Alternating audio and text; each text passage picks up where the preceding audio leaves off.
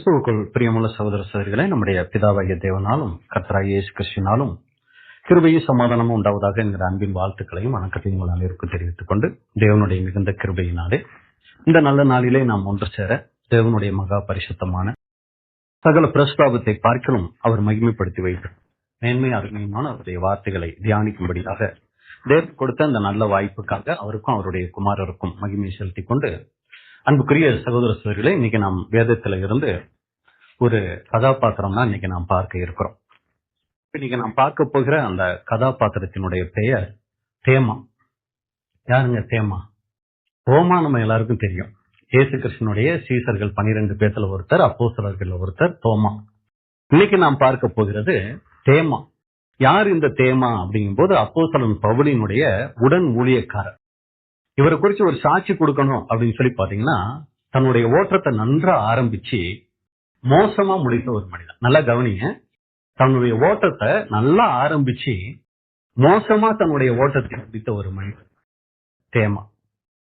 உலகத்தை நேசித்ததால ஊழியத்தை இழந்த மனிதன் அப்படின்னு கூட இவருக்கு ஒரு தலைப்பு சொல்றாங்க. மறுபடியும் சொல்றேன், உலகத்தை இவர் நேசிச்சதுனால இவருக்கு கொடுக்கப்பட்ட ஊழியத்தை அவர் இழந்துட்டார் அப்படின்னு கூட பாக்குறோம்.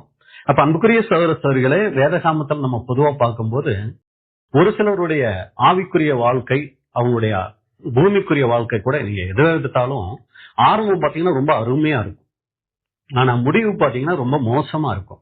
அதுக்கு ஒரு சிலரை நம்ம உதாரணம் சொல்லணும்னா சவுல் ராஜாவை சொல்லலாம். அவருடைய ஆரம்பம் பாத்தீங்கன்னா ரொம்ப அருமையா இருந்துச்சு. அவர் காமிச்ச அந்த தாழ்மை, அவருக்கு இருந்த அந்த பொறுப்புணர்வு, அவருக்கு இருந்த அந்த தேவ வார்த்தைக்கான கீழ்ப்படிதல், இதெல்லாம் பாத்தீங்கன்னா சவுல்கிட்ட நம்ம ஏற்கனவே ஒரு பாடம் கூட எடுத்திருக்கிறோம். அவர்கிட்ட காணப்பட்ட 9 நல்ல குண லட்சணங்கள் அப்படின்னு சொல்லி. அவ்வளவு ஒரு அருமையான மனிதன் தான் அந்த கீஷின் குமாரனாகிய சவுல். ஆனா அவருடைய முடிவு பாத்தீங்கன்னா ரொம்ப பரிதாபமா இருக்கும். அதே போல சாலமோனை நம்ம எடுத்துட்டோம் அப்படின்னா, அவருடைய ஆரம்பம் பாத்தீங்கன்னா ரொம்ப அருமையா இருக்கும். தேவனுக்கிட்ட ஞானத்தை கேட்ட ஒரு மனிதன் அப்படிங்கிறது அவருக்கு இருக்கக்கூடிய சிறப்பு.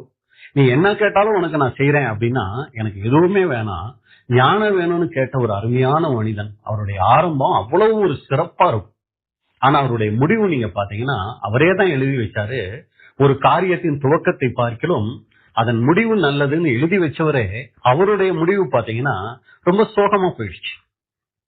இன்னும் கூட ஒரு சிலர் பாத்தீங்கன்னா, வேதத்துல நிறைய பேர் நம்ம சொல்லிட்டே போலாம், உதாரணத்துக்காக இவங்களை சொன்னோம். ஒரு சிலர் பாத்தீங்கன்னா ஆரம்பம் ரொம்ப மோசமா இருக்கும், ஆனா முடிவு நீங்க பாத்தீங்கன்னா ரொம்ப அருமையா இருக்கும். அதுக்கு உதாரணம் சொல்லணும்னா அப்போஸ்தலன் பவுல சொல்லலாம். அவருடைய ஆரம்பம் பாத்தீங்கன்னா ரொம்ப மோசமா இருந்துச்சு. ஆண்டவரை ஏற்றுக்கொள்ளாதவரா, ஆண்டவரை ஏற்றுக்கொண்டவங்களை கொடுமைப்படுத்துகிறவரா இருந்தார். ஆண் பெண்ணெல்லாம் பார்க்கல, ரொம்ப மோசமா, நம்ம பாஷையில் சொன்னா ஒரு வில்லன் மாதிரி ரொம்ப மோசமா நடந்துகிட்டார். ஆனா பின்னாட்கள் அவருடைய ஓட்டம் முடிவு பாத்தீங்கன்னா ரொம்ப அருமையா இருந்துச்சு அப்போஸ்தலன் பவுல் வாழ்க்கையில். அடுத்து நீங்க பாத்தீங்கன்னா ஒரு சிலருடைய ஆரம்ப வாழ்க்கை ரொம்ப நல்லா இருக்கும், இடையில பாத்தீங்கன்னா ரொம்ப மோசமா போயிடும், கடைசியில பாத்தீங்கன்னா ரொம்ப நல்லாயிடும். இப்படி யாராவது இருக்காங்களா? ஆரம்பம் பார்த்தோம், முடிவு மோசம்னு பார்த்தோம். ஆரம்பம் மோசம், முடிவு நல்லா இருந்துச்சுன்னு பார்த்தோம், சரிங்களா? ஆனா ஆரம்பம் ரொம்ப நல்லா இருக்கும், இடையில பாத்தீங்கன்னா மிகப்பெரிய ஒரு விழுகை, அதுக்கப்புறம் பாத்தீங்கன்னா முடிவு பாத்தீங்கன்னா ரொம்ப பிரகாசம். யாரா இருக்காங்க? தாவீதுனுடைய ஆரம்ப வாழ்க்கை பாத்தீங்கன்னா ரொம்ப அருமை, ஆண்டவருக்கு ரொம்ப பயந்த ஒரு மனுஷன். ஆனா இடையில பாத்தீங்கன்னா மிகப்பெரிய விழுக, ஆனா விழுந்தே போயிடல. ஆனா மறுபடியும் அவருடைய வாழ்க்கையை எழுப்பி காட்டினார். இதுல யார நம்ம முன் உதாரணமா எடுக்கலாம் அப்படின்னு சொல்லி பாத்தீங்கன்னா, அப்போஸ்தலன் பவுலை எடுக்கிறதுக்கு நம்ம இல்ல, ஏன்னா நம்ம ஆரம்பமே மோசம், சரிங்களா? அடுத்து அப்போஸ்தலன் பவுலை எடுத்தாலும் நம்ம ஓரளவுக்கு சேர்த்துக்கலாம், ஏன்னா அவருடைய ஆரம்பம் மோசம், நம்மளுடைய ஆரம்பம் மோசம்னு சொல்ல முடியாது. தேவ சித்தம் செய்யறதுக்காக நம்மளை அர்ப்பணிச்சு வந்துட்டோம். இதே போல சாலமோன் இவங்களதை எடுத்துக்கிட்டா கூட அவங்க முடிவு ரொம்ப மோசமா போயிடுச்சு. அதை நம்ம முன்மாதிரியா என்ன பண்ண முடியாது, எடுத்துக்க முடியாது. அப்படி ஒரு முடிவு முடிக்கிறதுக்காக நம்ம யாருமே வரல, சரிங்களா? ஆனா யார நம்ம எடுத்துக்கலாம்னா, தாவீது நமக்கு ஒரு மிக சிறந்த முன்மாதிரி. ஏன் அப்படின்னா, நாம ஆரம்பத்துல ரொம்ப உற்சாகமா வருவோம், இடையில என்ன ஆயிடுவோம், ஒரு சோர்வுக்குள்ளேயோ ஒரு விழுகைக்குள்ளேயோ போறதுக்கு நிறைய வாய்ப்புகள் இருக்கு, ஏன்னா மிக மோசமான உலகத்துல இருக்கிறோம். ஆனா அப்படியே நம்ம இருந்துடக்கூடாது.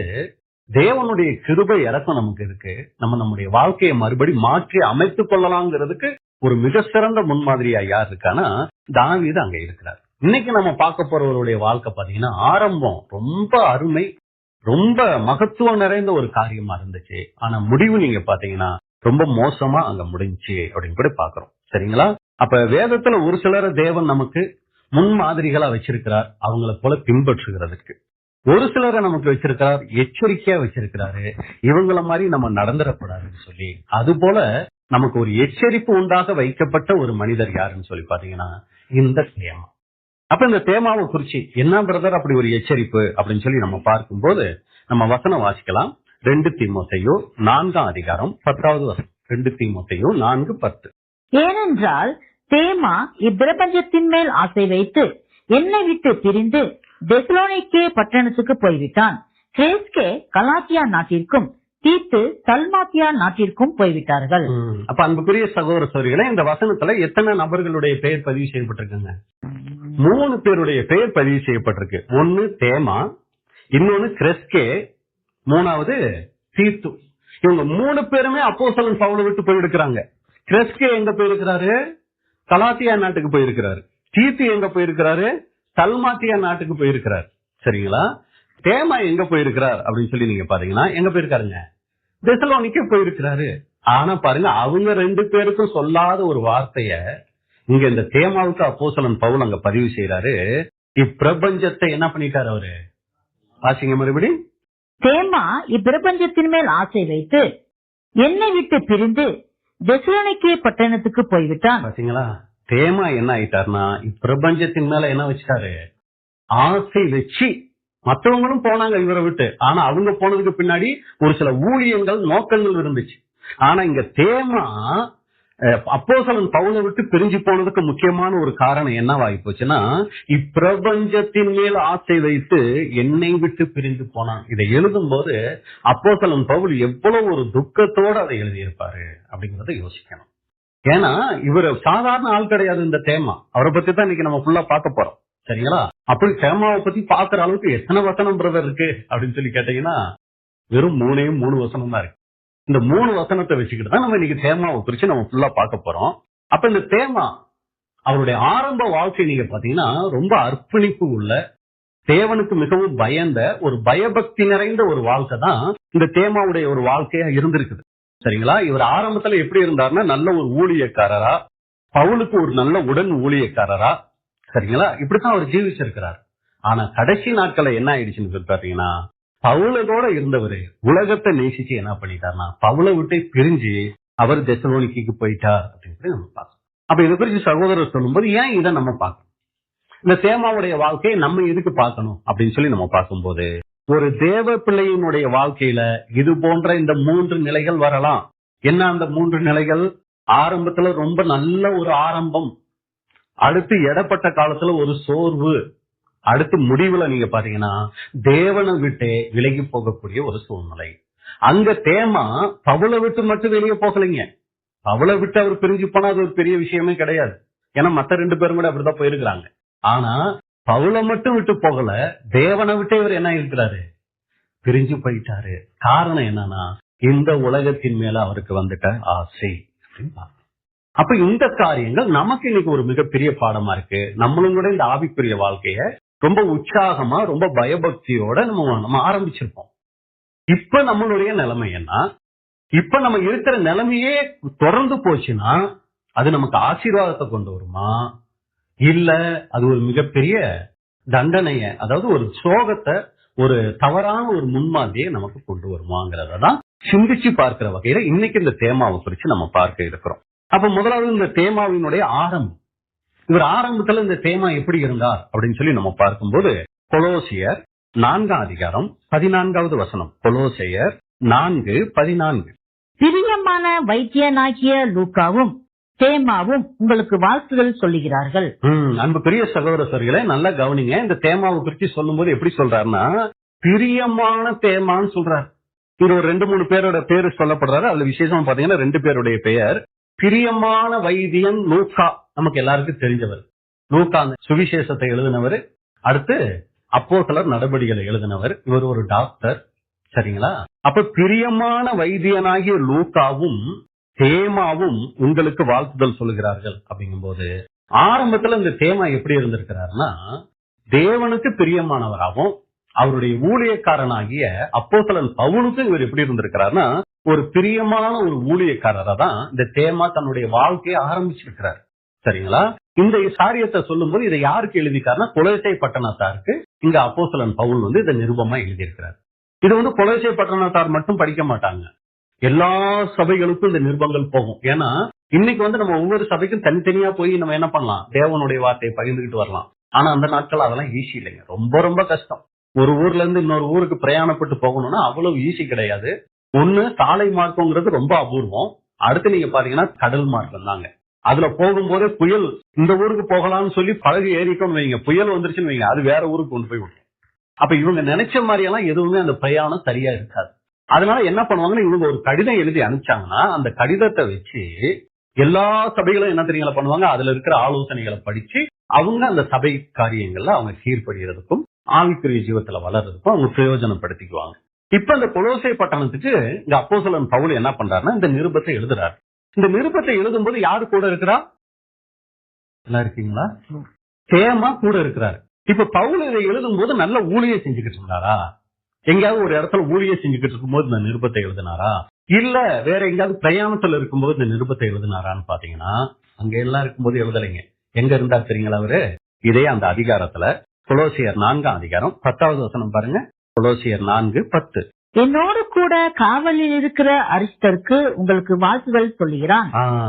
இந்த நிருபத்தை இப்ப நம்ம ஏற்கனவே படிச்ச வசனம் இது கொலோசியர் 4ஆம் அதிகாரம் 14வது வசனம் வாச்சோம். இப்ப அந்த 14வது வசனத்துக்கு மேல இவர் எப்படி இதை ஆரம்பிக்கிறாருன்னா 10வது வசனத்துல ஆரம்பிக்கிறாரு. இவர் எங்க இருக்கிறதா சொல்றாரு?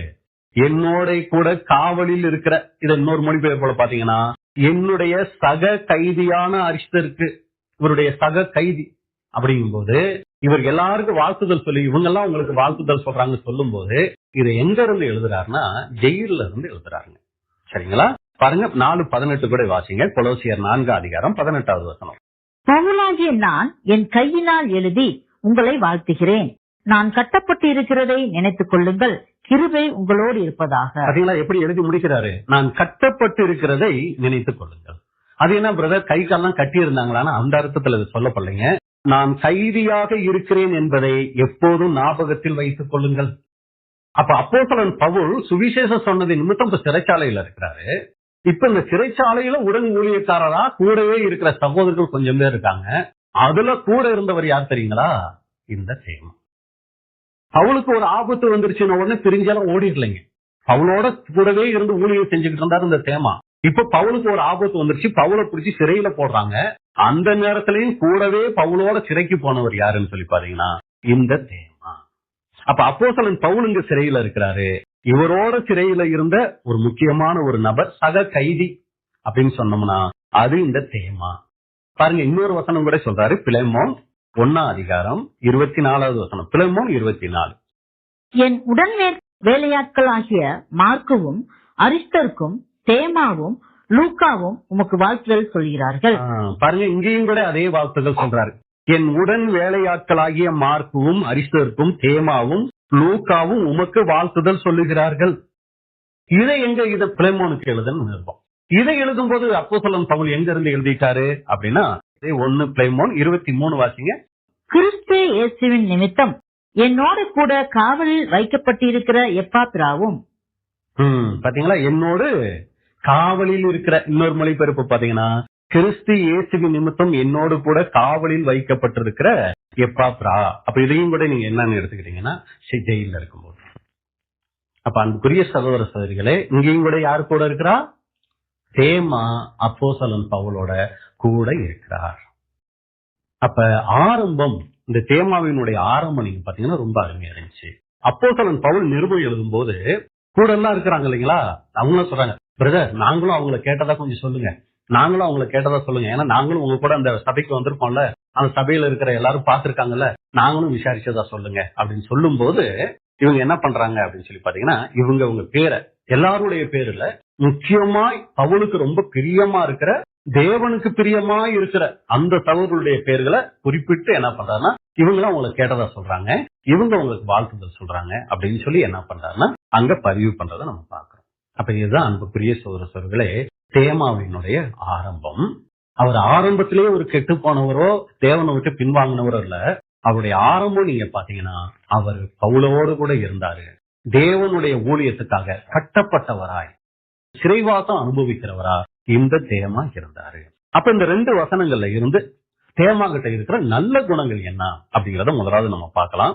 அப்ப அன்புக்குரிய சகோதர சகோதரிகளே, ஆரம்பத்துல தேமாவினுடைய ஆவிக்குரிய வாழ்க்கை மெச்சிக்கொள்ளும்படியாக ஒரு நல்ல முன்மாதிரி உள்ள ஒரு காரியமா தான் அவருடைய வாழ்க்கை அங்க இருந்துச்சு அப்படின்னு கூட நம்ம பாக்குறோம். சரிங்களா? அப்ப அப்போஸ்தலன் பவுலோட ஆரம்ப காலத்துல இருக்கும்போது தேமாவினுடைய குணலட்சணங்கள் என்னன்னு பாத்தீங்கன்னா, இங்க நம்ம ஏற்கனவே வசனம் வாச்சோம், என் உடன் வேலையாட்களாகிய மார்க்கும் அரிஸ்டர்க்கும் தேமாவும். அப்ப தேமா யார் அப்படின்னு சொல்லி நீங்க பாத்தீங்கன்னா, அப்போஸ்தலன் பவுலோட சக ஊழியக்காரர், இன்னொரு வகையில சொல்லணும்னா உடன் ஊழியக்காரரா இருந்தவர் தான் இந்த தேமா.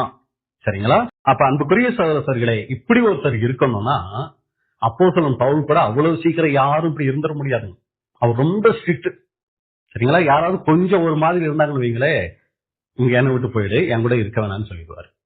உதாரணத்துக்கு எப்படி பிரதர் நீங்க அதை சொல்றீங்க அப்படின்னா, இவரோட ஊழியம் செஞ்சுக்கிட்டு இருந்தவர் பர்னபா. இப்ப பர்னபா தான் இவர் ஊழியத்துல இவரை கொண்டு வந்து அறிமுகப்படுத்தினதே, இவரை ஊழியம் செய்ய வச்சதே பர்னபா தான். இப்படி இருந்துகிட்டு இருக்கும்போது பர்னபாவுக்கு கூட ஒருத்தர் இருந்தார். யார் தெரியுங்களா? அவங்க சொந்தக்காரரு மார்க். இப்ப மார்க் கூட இருக்கும்போது என்ன ஆயிடுச்சுன்னா, 3 பேரா சேர்ந்து ஒரு இடத்துக்கு ஊழியத்துக்கு போறாங்க. நம்ம புரிஞ்சுக்கிறதுக்காக சொல்றேன். ஒரு ஊழியத்துக்கு அப்படி போய்கிட்டு இருக்கும்போது என்ன ஆயிடுச்சுன்னா, பாதி தூரம் போன உடனே கூட வந்தாரே மார்க், அவருக்கு வீட்டு ஞாபகம் வந்துருச்சு. நானும் எங்க வீட்டுக்கு போறேன், எனக்கு எங்க அம்மா ஞாபகம் வந்துருச்சு அப்படின்னு சொல்லி சொல்றாரு. என்னப்பா ஊழியத்துக்கு கூட வந்துட்டு திடீர்னு பாதிகளை கட் பண்ணிக்கிட்டு அம்மா வீட்டுக்கு போறேன் வீட்டுக்கு போறேங்கிற, இப்படி எல்லாம் போக கூடாது, நீ கூட தான் வரணும். இல்ல நான் உங்களோட வர முடியாது, நான் போறேன். சரி போன்னு சொல்லி அனுப்பிச்சு வச்சுட்டாங்க. அப்புறம் பர்னபாவும் பவுலும் சேர்ந்து அந்த ஊழியங்கள் மிஷினரி பிரயாணத்தை முடிச்சு மறுபடியும் அவங்க வந்து சேர்றாங்க அந்தியோகா. இப்ப மறுபடியும் கொஞ்ச நாள் கழிச்சு மறுபடியும் இன்னொரு தடவை ஊழியத்துக்கு போகலாம்னு சொல்லும் போது பர்னபா என்ன சொல்றாங்க, மார்க்கையும் கூட்டிட்டு போலாம், ஏன்னா சொந்தக்காரர்ல மார்க்கையும் கூட்டிட்டு போலாம் போது பவுல் என்ன சொல்றாருன்னா, வேண்டாம், இனி அவன் நம்ம கூட வரக்கூடாது. ஏற்கனவே நம்ம கூட வந்து பாதியிலே கலந்துட்டு போனாரு, இனி அவர் என்ன பண்ணக்கூடாது, நம்ம கூட சேர்க்க கூடாது, வேண்டான்னு ஸ்ட்ரிக்டா சொல்றாரு. இது பாத்தீங்கன்னா பர்னபாவுக்கும் பவுலுக்குமே மிகப்பெரிய, அதாவது மோதல்னா நம்ம போடுற சண்டையெல்லாம் கிடையாதுங்க. ரொம்ப நாகரீகமா என்ன பண்ணிக்கிட்டாங்கன்னா 2 பேரும் சண்டை போட்டு பிரிஞ்சுட்டாங்க. அவருக்கு கூட்டிட்டு போகணுங்கிறாரு, இவர் முடியாதுங்கிறாரு. அப்ப பவுல் நீங்க போறதா இருந்தா நீங்க போங்க, நான் உங்களோட வர முடியாது, நானு மார்க்கோவை கூட்டிக்கிட்டு நான் வேணா வேற பக்கம் ஊழியத்துக்கு போறேன், மார்க்கோட போறதா இருந்தா நம்ம போவோம், இல்லன்னா வேண்டாம் பவுல் அப்படின்னு சொன்ன உடனே பர்னபா, சாரி, இனி நான் மார்க்க உங்களோட நம்மளோட மார்க்க கூட்டிட்டு வர்றதுக்கு நான் ஒத்துக்க மாட்டேன், அதனால நீங்களே வராம போனாலும் எனக்கு பிரச்சனை இல்ல, ஷீலா இருக்கிறாரு அவரை நான் கூட்டிக்கிட்டு போறேன்னு சொல்லிட்டு என்ன தெரியுங்களா பண்ணிடுவாரு, ஷீலாவை கூட்டிக்கிட்டு பவுல் போயிடுவாரு. அவ்வளவு சீக்கிரம் பவுல் என்ன பண்ண மாட்டாரு, ஒருத்தரை ஏத்துக்க மாட்டாரு. அப்படி ஒருத்தரை ஏத்துக்கிறார் அப்படின்னா அந்த அளவுக்கு அவங்க தேவனுக்கு பயந்தவங்களா இருக்கணும். இங்க தேமாவை பவுல் கூட வச்சு என்னுடைய உடன் வேலையாள்னு சொல்றாருன்னா, உடன் ஊழியக்காரர்னு சொல்றாருன்னா அந்த அளவுக்கு உண்மையுள்ளவரா, அடுத்து நீங்க பாத்தீங்கன்னா ஊழியத்துல மிகுந்த ஆர்வம் உள்ளவரா, ரொம்ப பொறுப்புள்ளவரா, சுவிசேஷ பணியில ஒத்துழைக்கக்கூடியவரா தான் இந்த தேமா ஆரம்ப நாட்கள்ல இருந்திருக்கிறாரு. ஊழியத்துல மட்டும்தான் வாஞ்சி விருப்பமானு சொல்லி பாத்தீங்கன்னா அது மட்டும் இல்ல, துன்பத்திலையும் கூட பங்கெடுக்கக்கூடிய ஒரு காரியம். பவுல தான் அரெஸ்ட் பண்றாங்க, பவுல அரெஸ்ட் பண்ணா நாங்களும் கூட வரோம், எங்களையும் சேர்த்து அரெஸ்ட் பண்ணுங்க. பேதுரு மாதிரி இயேசு கிறிஸ்து அரெஸ்ட் பண்ணும்போது சீசர்களாம் விட்டுட்டு ஓடினாங்களே, அந்த மாதிரி எல்லாம் இவர் என்ன ஆகல, தேமா ஓடி போகலை. இவரும் கூடவே என்ன பண்றாருன்னா பவுலோட அங்க பயணம் பண்ணக்கூடியவரா இருக்கிறாரு. நம்ம ஒரு நல்ல நிலையில இருக்கும்போது நிறைய பேர் நம்ம கூட இருப்பாங்க, நமக்கு ஒரு கஷ்டம் வரும்போது எல்லாரும் கூட இருப்பாங்களா அப்படின்னா அதான் மிகப்பெரிய கேள்விக்குறி. இங்க நீங்க பாத்தீங்கன்னா அப்போஸ்தலன் பவுலுக்கு ஒரு மிகப்பெரிய கஷ்டம் வருது, ஆனா இந்த கஷ்ட நேரத்துல என்ன தெரியுங்களா பண்றாரு, அப்போஸ்தலன் பவுலை விட்டு அவர் போகல. அடுத்து ஏதோ ஒரு வீட்டுல குடியிருக்கல, ஜெயில போய் இருக்கிறாரு. அதுக்கு மிகப்பெரிய தைரியம், ஒரு நல்ல விசுவாசம், அடுத்து அந்த துன்பத்தை அவரோட ஏத்துக்கக்கூடிய அந்த ஒரு மனப்பக்குவம் உள்ளவரா இந்த தேமா இருந்தாரு. நம்ம எடுத்த உடனே ஒரு வசனத்தை பார்த்துட்டு தேமா பிரபஞ்சத்தின் மேல ஆசை வச்சு என்னை விட்டு பிரிஞ்சு போயிட்டான் அப்படின்னு சொன்ன உடனே இவர ஆகாத ஆளு மாதிரி, இவரெல்லாம் எதுக்கு சத்தியத்துக்குள்ள வந்தார் அப்படின்னு நம்ம நினைச்சிடவே கூடாதுங்க. ஏன்னா இந்த தேமாவுடைய வாழ்க்கையை நம்ம பார்க்கும்போது நமக்கே இவர் ஒரு பெரிய முன்மாதிரியா இருக்காரா ஆரம்ப கட்ட வாழ்க்கையில.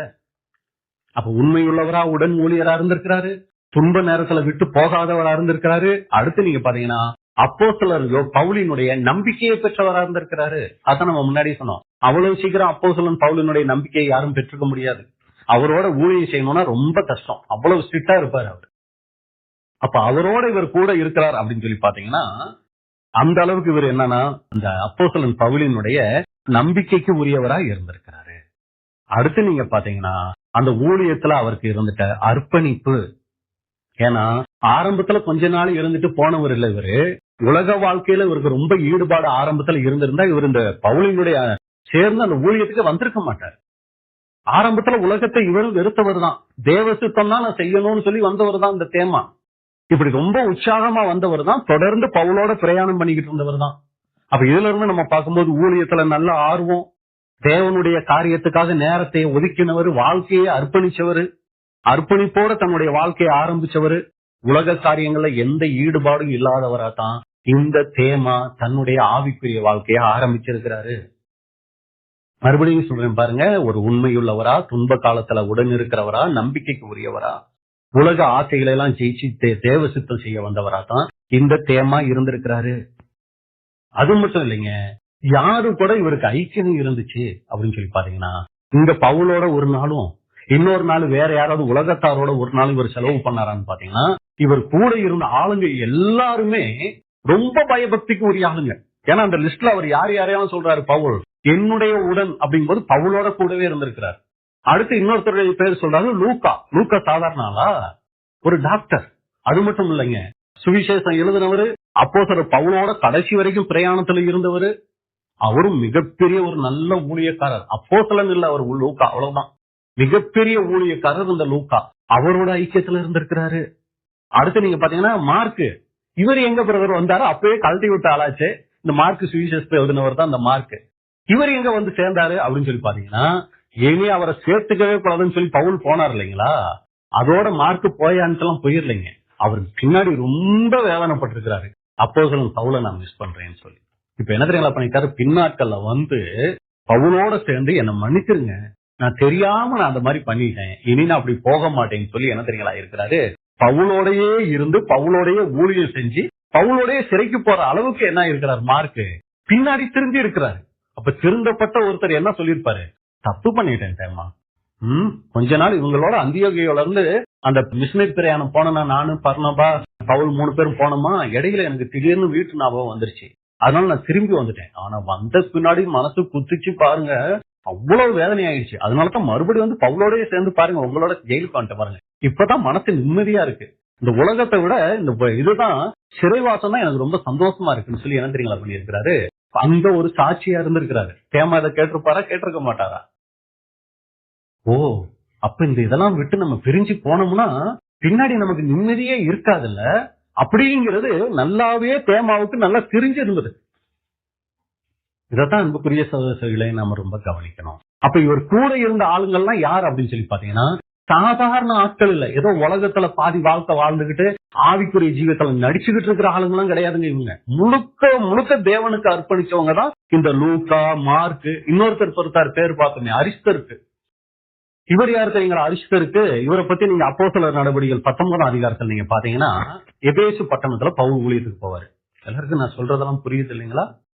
எபேசு பட்டணத்துக்கு ஊழியத்துக்கு போவாரு. அந்த எபேசு பட்டணத்துல ஏற்கனவே ஒரு மிகப்பெரிய விக்கிரக வணக்கம் இருக்கு. என்ன விக்கிரக வணக்கம் அப்படின்னு சொல்லி பாத்தீங்கன்னா, இன்னைக்கு இந்த கிறிஸ்தவர்கள் மத்தியில மிகப்பெரிய ஒரு விக்கிரக வணக்கம் இருக்குன்னா என்னன்னு சொல்லுவோம்?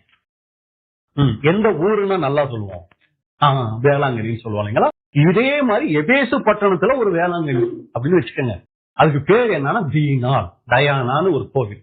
அந்த தெய்வத்துக்கு பாத்தீங்கன்னா அந்த ஜனங்கள் அப்படி ஒரு இது. அந்த கோயிலுக்கு போனா எங்க பார்த்தாலும் வியாபாரிகள் இருப்பாங்க.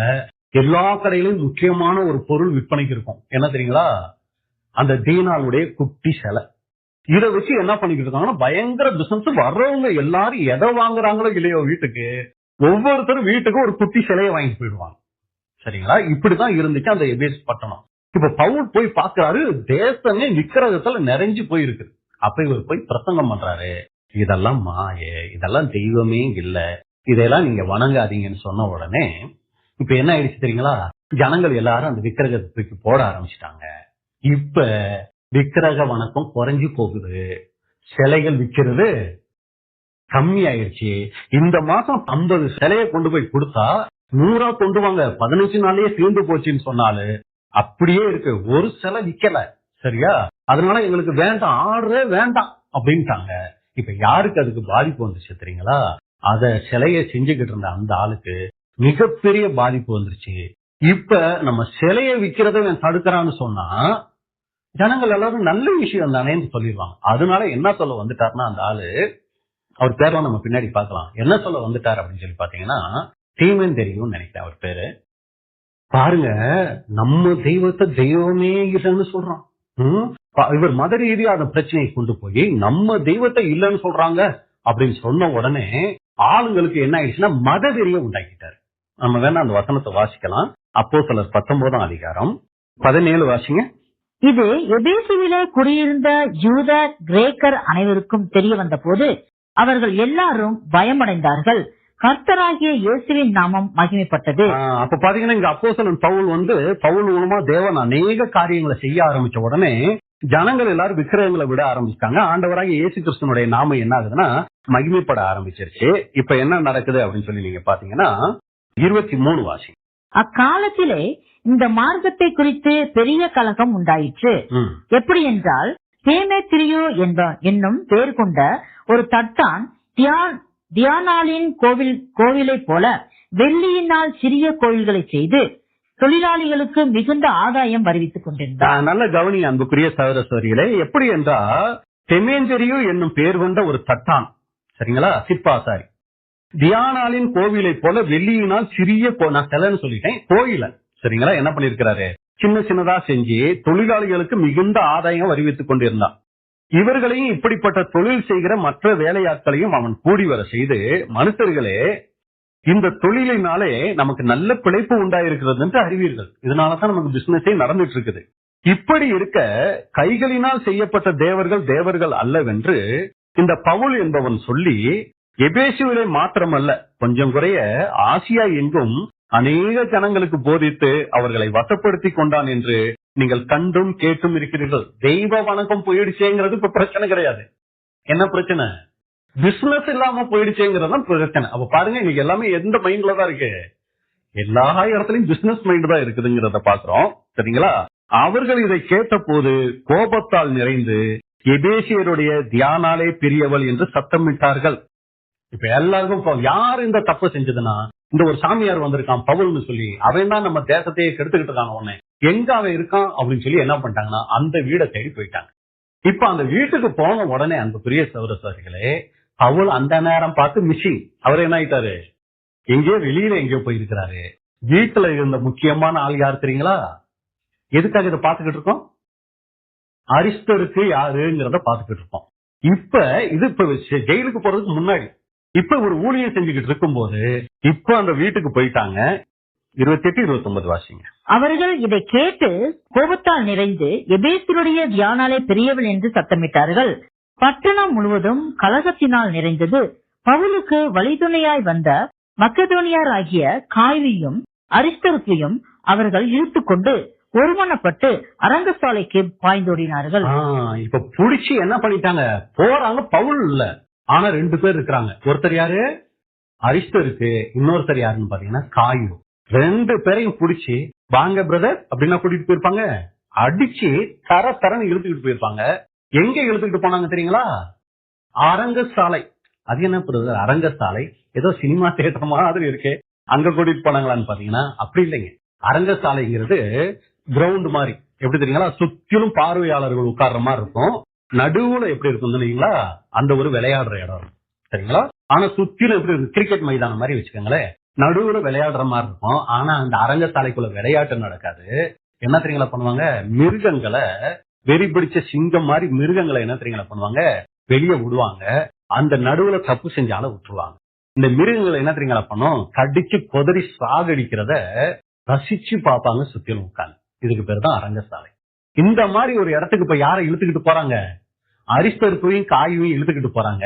நம்ம சும்மா இதை படிச்சிடறோம், அவங்க மனநிலைகளை யோசிச்சு பார்க்கணும். அந்த மாதிரி இப்ப அடிச்சு இழுத்துக்கிட்டு போகும்போது என்ன தோணும்? இப்ப நம்ம எல்லாரும் இங்க கூடி இருக்கிறோம், திடீர்னு ஒரு 2 பேர் வர்றாங்க, ஒரு 2 பிரதர்ஸ பிடிச்சு அடிச்சு இழுத்துக்கிட்டு போறாங்க. இனி சபைக்கு போவியா அப்படின்னு இழுத்துக்கிட்டு போறாங்க. அவங்க மனசுல என்னென்னதான் தோணும்? நீ என்ன கொன்னாலும் நான் சபைக்கு தான் போவேன்னு தோணுமா? ஐயோ இன்னைக்கு வந்து மாட்டிக்கிட்டனே என் கையில அப்படின்னு தோணுமா? பாருங்க, உயிர் போகக்கூடிய சூழ்நிலை, இனி உயிரே பிழைப்போங்கிற நம்பிக்கையே இல்லாத சூழ்நிலையில தேவன் அங்க ஒரு அற்புதம் செய்யறாரு. அங்க அந்த சேனாதிபதிகள் வர்றாங்க, பேசுறாங்க, விடுதலை பண்ணிடுறாங்க. அப்படி தப்பி தவிர வெளியே வந்த உடனே நானா இருந்தா என்ன தெரியுங்களா முடிவெடுப்பேன், இனி இந்த பவுலும் வேணாம், இந்த பவுலோட ஐக்கியமும் வேணாம், ஊழியம் செய்யறேன், ஆனா இப்படியெல்லாம் ஊழியம் செய்யணுங்கிற அவசியம் இல்லைன்னு ஒரு முடிவு எடுத்திருப்பேன். ஆனா அந்த அரிஸ்தருக்கு என்ன தெரியுங்களா பண்ணல, அப்பையும் பவுலை விட்டு போகல. இப்ப நினைச்சு பாருங்க, எதுக்கு இந்த சம்பவத்தை சொன்னேன்னா, இந்த சம்பவத்தை யார் பேசியிருப்பா ஜெயில்ல தேமா கிட்ட, இந்த அரிஸ்தருக்கும் லூக்கா ஒரு சில காரியங்கள் பேசியிருப்பாரு, மார்க்கு தனக்குள்ள ஏற்பட்ட அந்த பின்மாற்றத்தை பத்தி எல்லாம் சொல்லியிருப்பாரு, அரிஸ்தருக்கு பக்தி வைராக்கியம் உண்டாகிற மாதிரி பேசியிருப்பாரு. தேமா புடிச்சிட்டு போனாங்க, இவ்வளவுதான் முடிஞ்சுன்னு நினைச்சேன், பரவாயில்ல ஆண்டவருக்காக செத்துருவோம்னு நினைச்சேன், மறுபடியும் ஆண்டவர் ஊழிய வாய்ப்பு கொடுத்திருக்கிறார் பாருங்க, அதனாலதான் அன்னைக்கு எனக்கு மகங்க வரல, இன்னமும் ஆண்டவருக்காக ஊழியம் செய்யக்கூடிய பாக்கியத்தை கொடுத்திருக்கிறார் அப்படின்னு சொல்லி என்ன தெரியுங்களா பண்ணிருப்பாரு, அவரும் தன்னுடைய சாட்சிய அங்க பகிர்ந்திருப்பார். அப்ப இந்த தேமாவுக்கு இருந்த மிகப்பெரிய வாய்ப்புகள்ல ஒண்ணு என்னன்னா சகோதர ஐக்கியம். இன்னொரு வகையில சொல்லணும்னா பரிசுத்தவான்களினுடைய ஐக்கியம் இங்க தேமாவுக்கு இருந்துச்சு. இவ்வளோ இருந்துச்சுங்க. என்னன்னது, பவுலுக்கு ஒரு உடன் ஊழியக்காரா இருக்கக்கூடிய வாய்ப்பு, கஷ்டத்திலையும் பவுலோடையே இருக்கக்கூடிய ஒரு வாய்ப்பு, பவுலினுடைய நம்பிக்கைக்கு உரியவரா இருக்கக்கூடிய ஒரு வாய்ப்பு, நல்ல ஒரு அர்ப்பணிப்புள்ள ஒரு வாழ்க்கை, அடுத்து பரிசுத்தவான்களுடைய ஐக்கியம். இப்படிதான் தேமாவுடைய ஆரம்ப வாழ்க்கை அப்படித்தான் அருமையா போய்கிட்டே இருந்துச்சு. சரிங்களா? இப்படி அவருடைய வாழ்க்கை நல்லா போயிட்டு இருக்கும் போதுதான் அவருக்குள்ள வந்துச்சு ஒரு மிகப்பெரிய வீழ்ச்சி. இதுல நமக்கு என்ன பாடம்னா, நம்மளும் கூட இன்னைக்கு தேவனுடைய சித்தம் செய்யறதுக்கு ரொம்ப வாஞ்சியோட வந்திருப்போம், ஊழியங்கள் செய்யறதுல ரொம்ப ஈடுபாடா இருப்போம், சகோதர சகோதரிகளுடைய ஐக்கியத்துல ரொம்ப ஈடுபாடா இருப்போம். சரிங்களா? ரொம்ப ரொம்ப நல்ல விஷயங்கள். ஆனா அர்ப்பணிப்புங்கிறது ஏதோ ஆரம்ப ஸ்டேஜ மட்டும் தேவன் பார்க்கிறது கிடையாது, அது ஒரு ஆரம்பம் மட்டும்தான். சரிங்களா? சகோதரத்தை குறிச்சு சொல்லும் போது கிறிஸ்தவ வாழ்க்கை அர்ப்பணிப்பில் ஆரம்பிக்கிறது, அதன் பிறகு ஒவ்வொரு நாளும் விசுவாசத்தில் நிலைத்திருக்க வேண்டும். ஏன்னா இன்னைக்கு பொதுவா சகோதர சகோதரர்கள் பார்வையில என்னது, உடன்படிக்கை பண்ணிருக்காங்களா, அர்ப்பணிச்சிருக்காங்களா, ஓகே, அப்ப இவங்க என்ன ஆயிடுவாங்க, சபைக்கு ரெகுலரா வந்துகிட்டு இருந்தா சபை வாய்ப்புக்கு போயிடுவாங்க, ஏன்னா சபைக்கு வந்துகிட்டு இருக்காங்களே. கண்டிப்பா கிடையாதுங்க. நல்லா நம்ம மறுபடி ஞாபகத்துல வச்சுக்கணும், இது வெறும் ஆரம்பம் மட்டும்தான். ஒவ்வொரு நாளும் நம்ம விசுவாச ஓட்டத்தை எப்படி ஓடுறோங்கிறத வச்சுதான் நம்முடைய வாழ்க்கை அங்க நிர்ணயிக்கப்படுது. சரிங்களா? இங்க தேமா சாதாரண மனுஷர் கிடையாது, பவுலோட பிரயாணம் பண்ணவரு, தேவனுடைய ஊழியத்துல ரொம்ப ஈடுபாடா இருந்தவரு, பவுலோட நெருங்கிய உடன் ஊழியர்கள்ல ஒருத்தரு. சரிங்களா? அப்ப இதே போல நம்மளும் இன்னைக்கு ரொம்ப உற்சாகமா மற்றவங்களுடைய நம்பிக்கைக்கு உரியவங்களா, தேவ நம்பிக்கைக்கு உரியவங்களா, உடன் ஊழியர்களா, இல்ல ஆவிக்குரிய சபையில ரொம்ப ஐக்கியம் உள்ளவங்களா, ஆவிக்குரிய முதிர்ச்சி உள்ள சகோதர சகோதரிகளோட ஐக்கியம் உள்ளவங்களா நம்ம இருக்கலாம். இதெல்லாம் ரொம்ப நல்ல விஷயங்கள் தான். ஆனா நம்மளுடைய வாழ்க்கையிலும் வீழ்ச்சி வர்றதுக்கு வாய்ப்பு இருக்குங்கிற ஒரு எச்சரிக்கை உணர்வை இந்த தேமா கிட்ட இருந்து நம்ம கத்துக்கணும். எல்லாமே நல்லாதான் பிரதர் போயிட்டு இருக்குது, ஒன்னும் பிரச்சனை இல்லை பிரதர் அப்படின்னு நம்ம எப்பவுமே ஒரு இதுல இருந்துடக்கூடாது, இதுல நிர்விசாரமா இருந்துடக்கூடாது, ரொம்ப ஜாக்கிரதையா இருக்கணும் இந்த ஆவிக்குரிய ஓட்டத்துல. அதுக்குதான் இந்த தேமா நமக்கு மிகப்பெரிய உதாரணமா இருக்கிறாரு. தேமாவை ஏதோ குற்றப்படுத்தி பார்த்து ரசிக்கிறதுக்கு இந்த பாடம் இல்லைங்க, நம்மளை ஒப்பிட்டு பார்த்து நம்மளை ஆராய்ச்சி பார்க்கறதுக்கு தான் இங்க இந்த தேமாவினுடைய வாழ்க்கை நமக்கு அங்க கொடுக்கப்பட்டிருக்குது. ஒரு ஓட்டப்பந்தயம் இருக்கு, 100 மீட்டர் ஓட்டப்பந்தயம், ரொம்ப உற்சாகமா ரொம்ப ஆரோக்கியத்தோட ஆரம்பிச்சாச்சு. 80 மீட்டர் வந்த உடனே என்னால முடியாதுப்பா அப்படின்னு சொல்லிட்டா 80 மீட்டர் ஓடி வந்துட்டாருங்க. 100 மீட்டர்ல 20 தாங்க கம்மி, பரவாயில்லைங்க ஏதாவது ஒண்ணு கொடுத்து அவரை சந்தோஷப்படுத்தலாம் நினைப்பாங்களா? வாய்ப்பே இல்லைங்க. அதனால நம்ம எப்படி ஆரம்பிச்சோம், நம்முடைய ஆரம்ப கால கிறிஸ்தவ வாழ்க்கை எப்படி இருந்துச்சுங்கிறதுல சந்தோஷப்பட்டு பிரயோஜனம் இல்ல, நல்லது அது. ஆனா இப்ப பிரசன்ட் நம்முடைய ஆவிக்குரிய வாழ்க்கை எப்படி போயிட்டு இருக்கு. இப்ப நம்ம என்ன பண்ண போறோம்னா, இப்ப இதுவரைக்கும் நம்ம பார்த்துட்டது தேமாவினுடைய ஆரம்பம். ரொம்ப அருமையா தன்னுடைய வாழ்க்கையை ஓட்டத்தை ஆரம்பிச்சார். எப்படி இவருக்குள்ள வீழ்ச்சி வந்துச்சு, இந்த அளவுக்கு அவர் உலகத்துக்குள்ள போறதுக்கு, பவுலை விட்டு பிரிஞ்சு போறதுக்கு அவருக்குள்ள வந்துட்ட விஷயங்கள் என்ன அப்படின்னு நம்ம பார்க்கும்போது அது நம்மளுடைய ஆவிக்குரிய ஜீவித்துக்கு ரொம்ப பிரயோஜனமா இருக்கும். இப்படி அருமையா ஆரம்பிச்ச தேமா கடைசி வரைக்கும் நிலை நிற்கல, அவருடைய ஆவிக்குரிய வாழ்க்கையில வீழ்ச்சி வந்துருச்சு. மறுபடியும் அந்த வசனத்தை வாசிக்கலாம், 2 தீமோத்தேயு 4:10. ஏனென்றால் தேமா இப்பிரபஞ்சத்தின் மேல் ஆசை வைத்து என்னை விட்டு பிரிந்து தெசலோனிக்கே பட்டணத்துக்கு போய்விட்டான். எப்படி இந்த வீழ்ச்சி தேமாவனுடைய வாழ்க்கையில வந்துச்சு? ரொம்ப நல்ல கவனிங்க, ரொம்ப முக்கியமான விஷயம் தான் இப்ப பேச போறோம்.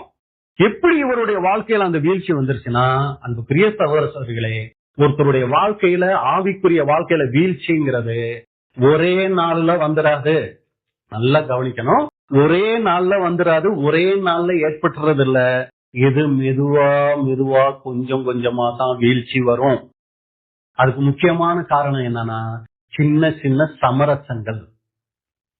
நம்ம என்ன பண்ணிடுவோம்னா, பாவத்துக்கு சமரசம் பண்ண ஆரம்பிச்சிருவோம். எப்படி இந்த வீழ்ச்சி ஆரம்பிக்கும்? ஜெபம் நம்முடைய வாழ்க்கையில குறைய ஆரம்பிக்கும். நம்மளை யோசிச்சு பார்க்கணும். கடந்த காலங்கள ஜெபித்த ஜெபம் இன்னைக்கு நம்முடைய வாழ்க்கையில அதிகரிச்சிருக்குதா, குறைஞ்சிருக்குதா? அது முன்னையெல்லாம் 4 பாட்டு, ஒரு 5 அதிகாரம், மறுபடி ஜெபம் ஒரு 1/2 hour, மறுபடி ஒரு 2 பாட்டு. அதை ஏன் கேக்குறீங்க பிரதர்? ஒரு 1 hour பண்ணிட்டு இருந்தேன். இப்ப அதெல்லாம் ஜெபமே ஜாஸ்தி தேவையில்லைன்னு சொல்லிட்டாங்க. அதனால பாட்டெல்லாம் எதுக்கு சும்மா பாடிக்கிட்டு, போனோமா உட்கார்ந்தோமா ஒரு 2 வார்த்தை நமக்காக சபையாருக்காக ஜெபிச்சோமா, சபையாருக்காக சரி ஜெபிச்சோமா, ஸ்தோத்திரம் ஆமீன் போட்டோமா, இப்படி ஆயிடுந்தா நல்லா கவனிக்கணும். நம்ம எங்கேயோ ஏதோ ஒரு வீழ்ச்சிக்குள்ள போய்கிட்டு இருக்கிறோம். பைபிள் அது பிரதர், வேலைக்கு போற இடத்துலயும் பைபிள் எடுத்துட்டு போயிடுவேன், வண்டியில போனாலும் பைபிள் எடுத்துட்டு போயிடுவேன். சரிங்களா? எப்பெல்லாம் வாய்ப்பு கிடைக்குதோ அப்பெல்லாம் நான் என்ன பண்ணுவேன், ஒவ்வொரு அதிகாரம் வாசிச்சுக்கிட்டே இருப்பேன். சரிங்களா? இப்ப காலையில வாசிச்சிடறேனே, இல்லைன்னா காலையில வாசிக்க மறந்தாலும் சாயங்காலம் வாசிச்சிடறேனே, இல்லைன்னா 2 நாளைக்கு ஒரு தடவையாவது வாசிச்சிடறேனே. இந்த மாதிரி நம்முடைய வேத வாசிப்பு குறைவுபட்டிருந்தா நம்மளுக்கு தெரியாமலேயே நம்ம எங்கேயோ ஒரு வீழ்ச்சிக்குள்ள போய்கிட்டு இருக்கோம். இதான் அடையாளங்க. இப்படிதான் ஆரம்பிக்கும். ஏன்னா இன்னைக்கு நான் ஒரு முடிவு எடுத்து நாளைக்கு நான் தேவனை விட்டு போயிடுவேன், நடக்கவே நடக்காது. இது கொஞ்சம் கொஞ்சமா நடக்கக்கூடிய ஒரு விஷயம். அடுத்து அலட்சியம். எதுலையாவது நமக்கு அலட்சிய போக்கு வருது ஆவிக்குரிய ஜீவியத்துல. சபை போய்க்கலாம், 10:30 மணி தானே போய்க்கலாம். நான் 11 மணிக்கு போனாலும் அது சபைக்கு போனதுதான், 10 மணிக்கே போனாலும் அது சபைக்கு போனதான். போய்க்கலாம், ஜெபம் பண்ணிக்கலாம், வேதம் வாசிக்கலாம். இதெல்லாம் ஒரு அலட்சியம் நமக்குள்ள உருவாகுதா? எங்கேயோ ஒரு வீழ்ச்சிக்குள்ள நம்ம காலடி எடுத்து வச்சிட்டோம். அடுத்து உலக சிந்தனை ரொம்ப அதிகரிக்க ஆரம்பிச்சிருச்சு. போன்ல ரீல்ஸ் எடுத்தா பிரதர், அரவர் ஆனாலும் என்னால எந்திரிக்க முடியறது இல்லை. ஆனா ஜெபம் 10 நிமிஷம்னா 1 hour மாதிரி இருக்கு. எங்கேயோ, அதாவது நீங்க போன் பாக்குறத இதெல்லாம் நான் எதையுமே சொல்ல வரல. வீழ்ச்சிக்கு இதெல்லாம் என்ன ஆகுதுன்னா ஒரு சில காரணங்களா அமைஞ்சிடுறதுக்கு அங்க வாய்ப்புகள் இருக்கு. அடுத்து நீங்க பாத்தீங்கன்னா இப்படி நடந்துகிட்டே இருக்கும்போது தேவன் சும்மாவும் விட்டுற மாட்டாரு. எக்கட கெட்டு போ, உன்னையெல்லாம் விட்டுறவே மாட்டாருங்க. பரிசுத்த ஆவி மூலமா என்ன தெரியுங்களா பண்ணுவாரு, உள்ளுக்குள்ள உணர்வுகள் கொடுப்பாரு. தப்பு, இப்ப எல்லாம் ரொம்ப நீ போய்கிட்டு இருக்கிற, எனக்கு ரொம்ப கஷ்டமா இருக்கு அப்படின்னு என்ன தெரியுங்களா பண்ணுவாரு, டச் பண்ணிக்கிட்டே இருப்பாருங்க. தேவன் அப்படியெல்லாம் அவ்வளவு சீக்கிரம் இந்த அழைப்புக்குள்ள வந்த ஒரு சகோதரனே ஒரு சகோதரியா அவர் பிள்ளைகளை அவர் இழக்க தயாரவே கிடையாதுங்க. அவ்வளவு சீக்கிரம்லாம் இழக்க மாட்டாரு. என்ன தெரியுங்களா பண்ணுவாரு, எச்சரிப்புகள் கொடுப்பாருங்க. நமக்குள்ள ஒரு சில குறைவுகள் வரும்போது என்ன தெரியுங்களா பண்ணுவாரு, நம்மள டச் பண்ணுவாருங்க. இதெல்லாம் சரியில்லை, என் மனசுக்கு ரொம்ப கஷ்டமா இருக்குது அப்படின்னா சொல்லுவாருங்க. ஆனா என்ன தெரியுங்களா பண்ணுவாரு, சொல்லிக்கிட்டே இருக்க மாட்டாரு. நம்ம அலட்சியம் பண்ண பண்ண அவர் பேசுறத கொஞ்சம் கொஞ்சமா நிறுத்த ஆரம்பிப்பாரு. நம்ம மனசு மாற ஆரம்பிக்கும். தேவனை குறிச்சு நமக்குள்ள இருந்த மனசு, தேவனுடைய வார்த்தையின் மேல இருந்த நம்ம மனசு, ஆவிக்குரிய காரியங்கள் இருந்த நம்முடைய மனசு என்ன தெரியுங்களா ஆரம்பிக்கும், கொஞ்சம் கொஞ்சமா மாற ஆரம்பிக்கும். பக்கத்துல ஒட்டி இருந்த தேவன் இப்ப அப்படியே தூரத்துக்கு என்ன தெரியுங்களா ஆகிடுவாரு, போக ஆரம்பிச்சிருவாரு. ஏன் பக்கத்துல இருந்ததுக்கும் தூரத்துல இருக்கிறதுக்கு என்ன பிரதர் வித்தியாசம் அப்படின்னா, சின்ன சின்ன தப்பு செய்யும் போது டக்கு டக்குன்னு பேசுற சத்தம் கேட்கும் மனசுல. இப்ப பெரிய பெரிய தப்பு பண்ண கூட சத்தம் அவ்வளவு சீக்கிரம் கேட்க மாட்டேங்குது. காரணம் என்னது, பேசுறாலும் எங்க போயிட்டாரு, தூரத்துக்கு போயிட்டாரு. இதுதான் தேமாவனுடைய வாழ்க்கையில அங்க நடந்துருச்சு. தேமா சகோதரர்களை எல்லாம் விட்டு போயிட்டாரா, நான் இனி இந்த ஜெயில எல்லாம் இருக்க முடியாதுன்னு போயிட்டாரா? ஜெயிலே தான் இருந்தாரு, கூடவே தான் இருந்தாரு, அவங்க கூட பேசிக்கிட்டே தான் இருந்தாரு. ஆனா யாருக்கும் தெரியாம இவர் மட்டும் உள்ளுக்குள்ள என்ன தெரியுங்களா ஆகிட்டு இருந்தாரு, மாறிக்கிட்டே இருந்தாரு. இவருடைய சிந்தை கொஞ்சம் கொஞ்சமா மாற ஆரம்பிச்சிருச்சு. அப்ப வீழ்ச்சி அன்புக்குரிய சகோதர சகோதரிகளே ஒரே நாள்ல அது வந்துடாது. தேமா ஒரே நாள்ல அந்த தெசலோனிக்க பட்டணத்துக்கு உலகத்துக்குள்ள போயிடல. மெல்ல மெல்ல அவருக்குள்ள கொஞ்சம் கொஞ்சமா உலக கவலைகள் வர ஆரம்பிக்குது. இப்படியே இருந்த வாழ்க்கை என்ன ஆகுறது? இந்த பவுலோடையே உட்கார்ந்துட்டு இருந்து என்ன ஆகுறது, என்ன பண்றது? உலக கவலைகள் கொஞ்சம் கொஞ்சமா வர ஆரம்பிக்குது. வசதி வாய்ப்புகள் மேல ஒரு ஈர்ப்பு வர ஆரம்பிக்குது. அவங்களை போல நம்ம இல்லையே, இவங்களை போல நம்ம இல்லையே, இவங்களை போல நம்ம இருந்தா பரவாயில்லையே, இப்படி ஒரு ஈர்ப்பு வர ஆரம்பிக்குது. சுயநலம் கொஞ்சம் கொஞ்சமா வர ஆரம்பிக்குது. ஒரு பாதுகாப்பான வாழ்க்கைய தேட ஆரம்பிச்சிட்டாரு. ஜெயில் நமக்கு பாதுகாப்பு கிடையாது. இப்படியே இருந்த பவுல ஒரு நாள் தூக்கி போடும்போது நம்மளையும் சேர்த்து தூக்கி போட்டுருவாங்க. இப்படி சாகுறதுக்காக நம்ம அப்பா அம்மா நம்மள பெற்றாங்க அப்படின்னு சொல்லி என்ன ஆக ஆரம்பிச்சிட்டாருன்னா, அதை குறிச்சு அதிகமா யோசிக்க ஆரம்பிச்சிட்டாரு. அப்ப தவறு சொல்லும் போது, தேவ பிள்ளைகளின் விழுகை பெரிய பாவங்களால் அல்ல. நல்லா கவனிங்க, தேவ பிள்ளைகளினுடைய விழுகை பெரிய பாவங்களால் அல்ல, சிறிய சமரசங்களால் ஆரம்பிக்கின்றன. சமரசம் உங்களுக்கு இது புரியுதுல்ல? சம்சாரம் புரியும், ரசம் புரியும், சமரசம் காம்ப்ரமைஸ் இங்கிலீஷ்ல தான் நமக்கு அது நல்லா புரியுது. சரிங்களா? எங்க இது நடக்கும்? யார் யாருக்கு நடுவுல இந்த சமரசம் பண்ணுவாங்க, காம்ப்ரமைஸ் பண்ணுவாங்க அப்படின்னா, ரெண்டு பேருக்கு நடுவுல இப்ப பிரதரே ரெண்டு பேர் இருக்காங்க நீங்களே. இப்ப ரெண்டு பிரதர்ஸ் இருக்கிறாங்க, ரெண்டு பேருக்கு இப்ப சண்டை வந்துருச்சு. இப்ப அவர்கிட்ட கேக்குறோம், ஏன் இப்ப நீங்க அவங்க கூட பேச இல்லைங்க, அவர் பேச்சு எனக்கு பிடிக்கலைங்க, அதனால இப்ப அவர்கிட்ட பேச்ச குறைச்சிட்டேன். இவர்கிட்ட கேட்கும், ஆமாங்க அவர் அந்த மாதிரி பேசிட்டாருங்க, அதனால எனக்கு பிடிக்கல. ஐயோ, சகோதரர்கள் இப்படி இருக்கக்கூடாது அப்படின்னு இப்ப நடுவுல ஒருத்தர் போறாரு. இவர் போய் அவங்க ரெண்டு பேருக்கு நடுவுல என்ன பண்ணுவாரு? சமரசம் பண்ணுவாரு, காம்ப்ரமைஸ் பண்ணுவாரு. இனி இப்படி எல்லாம் இருக்காதீங்க, நீங்க ரெண்டு பேரும் என்ன பண்ணணும், இனி ஒட்டுக்கா இருக்கணும். எவ்வளவு ஒட்டுக்கா எங்கெல்லாம் போயிட்டு எப்படியெல்லாம் இருந்தீங்க, இப்படி பிரியலாமா, இருக்கக்கூடாது அப்படின்னு சொல்லி இணைக்கிறதுக்கு பேர் தான் சமரசம். இது சகோதர சகோதரிகள் மத்தியில் நடக்கிறது நல்ல விஷயம். ஆனா இப்ப சமரசம் எங்க தெரியுங்களா வந்துருச்சு? ஏற்கனவே ஒருத்தர் இருக்கிறார் பழைய மனுஷன், இன்னொருத்தர் இருக்கிறாரு புதிய மனுஷன். சரிங்களா? இவங்க ஒரு நாள் ரெண்டு பேரும் பிரிஞ்சாங்க. எப்ப பிரிஞ்சாங்க தெரியுங்களா? உடன்படிக்கை பண்ணும் போது, ஆண்டவரை இனி உங்க சுத்தம் செய்ய வரேன், இந்த ஆளுக்கு எனக்கு இனி சம்மதமே இல்ல, இனி இந்த ஆளு கூட நான் சேரவே மாட்டேன் அப்படின்னு சொல்லி இந்த பழைய மனுஷன் கூட சண்டை போட்டுக்கிட்டு இப்ப புதிய மனுஷன் என்ன ஆகுறாரு? பிரிஞ்சுட்டாரு. இப்ப சமரசம் பண்றதுக்கு ஒருத்தர் வர்றாரு. யார் அவரு? சாத்தான் வர. பாருங்க, இவ்வளவு காலம் ஒன்னா இருந்துட்டீங்க, இப்ப நீங்க இந்த மாதிரி பிரிகிறது சரியில்லை. அதனால அடிக்கடியெல்லாம் ரொம்பவெல்லாம் உறவா இருக்கலாம் வேணாம். சரிங்களா? ரொம்பவெல்லாம் நீங்க முன்ன மாதிரியே கூடி கொலாவியெல்லாம் இருக்கணும்லாம் இல்ல. சபைக்கு போகும்போது பிரிஞ்சுக்கங்க, பைபிள் வாசிக்கும் போதெல்லாம் பிரிஞ்சுக்கங்க, இந்த மாதிரி சகோதர சகோதரிகளை பார்க்கும் போதெல்லாம் நீங்க பிரிஞ்சுக்கங்க. தனியா இருக்கீங்கல்ல, அப்ப நீங்க ரெண்டு பேரும் என்ன ஆயிக்கங்க, நல்லா ஒண்ணு சேர்ந்துக்கங்க. யாருக்கு தெரிய போகுது நீங்க ரெண்டு பேரும் சண்டை போட்டது பிரிஞ்சது எல்லாருக்கும் தெரியும். நீங்க ரெண்டு பேரும் ஒன்னா இருக்கிறது யாருக்காவது தெரிய போதா? அது யாருக்கும் தெரியாதுல்ல. ரெண்டு பேரும் ஒண்ணு சேர்ந்துக்கங்க. இப்படித்தான் ஆரம்பிக்கும் சமரசம். இதெல்லாம் ஒரு தப்பா? சின்ன சின்ன இதெல்லாம் செஞ்சுக்கலாம் பிரதர். அவங்க ஊழியமெல்லாம் செய்யறாங்க, பிரதர் அவ்வளவுலாம் பேசுறாரு, அவரே அப்படித்தான் இருக்கிறாரு, என்ன நான் இப்படி இருந்தா தான் அது பெரிய தப்பா? சமரசம். சரிங்களா? உலகத்துல இருக்கும் பிரதர், இதெல்லாம் செய்யாம இருக்க முடியுமா? சமரசம். பலவீன மாம்சத்துல இருக்கும் பிரதர், சமரசம். சரிங்களா? எல்லாரும் சரியா இருக்காங்களா? அப்போ என்னமோ என்ன மட்டும் இப்படி எல்லாம் பேச ஆரம்பிச்சிட்டாங்க, அவங்க அதுல சரியா இதுல சரியா, இப்படி நம்மளை பாக்குறத விட்டுட்டு மற்றவங்களை பார்க்க வைக்கிறது கூட ஒரு மிகப்பெரிய சமரசம். இந்த சமரசம்ங்கிறது மிகப்பெரிய பாவம். ஆனா நிறைய நேரத்துல இந்த சமரசத்தை என்ன தெரியுங்களா பண்ணுவோம், ரொம்ப விரும்புவோம். சாத்தான் ஒரு சில நேரத்துல நம்ம சிந்தையில இந்த சமரசத்தை விதைப்பாரு. ஒரு சில நேரங்கள்ல ரொம்ப கவனிங்க, சகோதர சகோதரிகள் மூலமாவே இந்த சமரசத்தை விதைச்சிருவாரு. எல்லாம் பார்க்காதீங்க பிரதர், இப்படி எல்லாம் பார்த்துட்டு இருக்காதீங்க பிரதர். சிஸ்டர் சொன்ன கேளுங்க, இப்படி எல்லாம் இருக்க முடியாது. சமரசம் இது நமக்கு பாவமாவே தெரியாது. அன்புக்குரிய சகோதர சகோதரிகளே, ரொம்ப வீழ்ச்சிக்குள்ள போவோம். ஆனா நம்ம என்ன தெரியுங்களா பண்ணிருப்போம், எப்படி தேமா ஜெயிலுக்குள்ளேயே தான் இருந்தாரு, சகோதரர்கள் கூடயே தான் இருந்தாரு. மத்தவங்க பார்வையில பவுலோட இருக்கிறாரு அந்த தேமா, இவருக்குள்ள தப்பான எண்ணமெல்லாம் வருமா?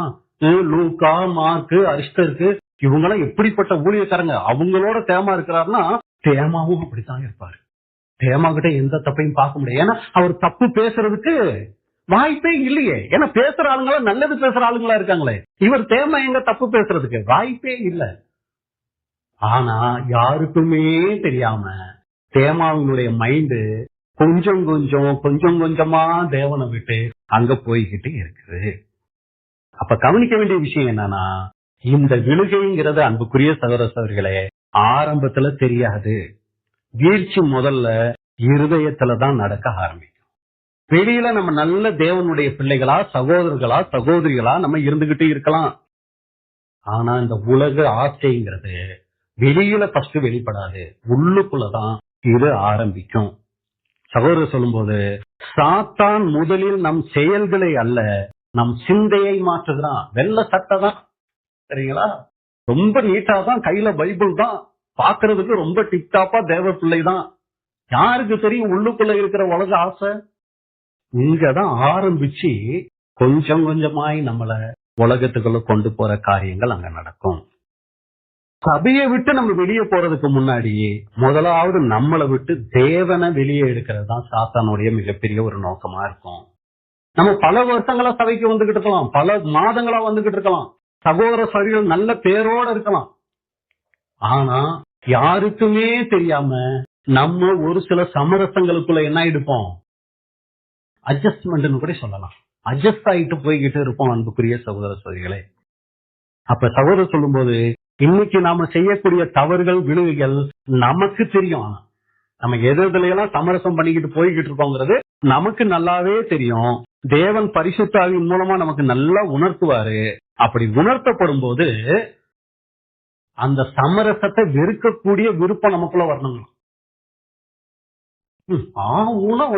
இந்த சமரசம் இதைத்தான் கொஞ்சம் பரவாயில்லன்னு சொல்லி அதுக்குள்ள குத்துறாரு, அதுக்குள்ள ஒரு குறையா சுட்டி காமிக்கிறாரு, போங்க ஆண்டவரே அப்படின்னு சொல்லி அதை வெறுக்க ஆரம்பிச்சோன்னு வைங்களே, தேவன் பேசுறத அங்க நிறுத்திடுவாரு அன்புக்குரிய சகோதர சகோதரிகளை. அப்ப முதலாவது தேமாவினுடைய வீழ்ச்சிக்கு காரணம் என்னன்னா, அது இந்த சாலமோன் பாடத்துல கூட இந்த செத்து போன ஈக்கல்ல சொல்லியிருப்போம்.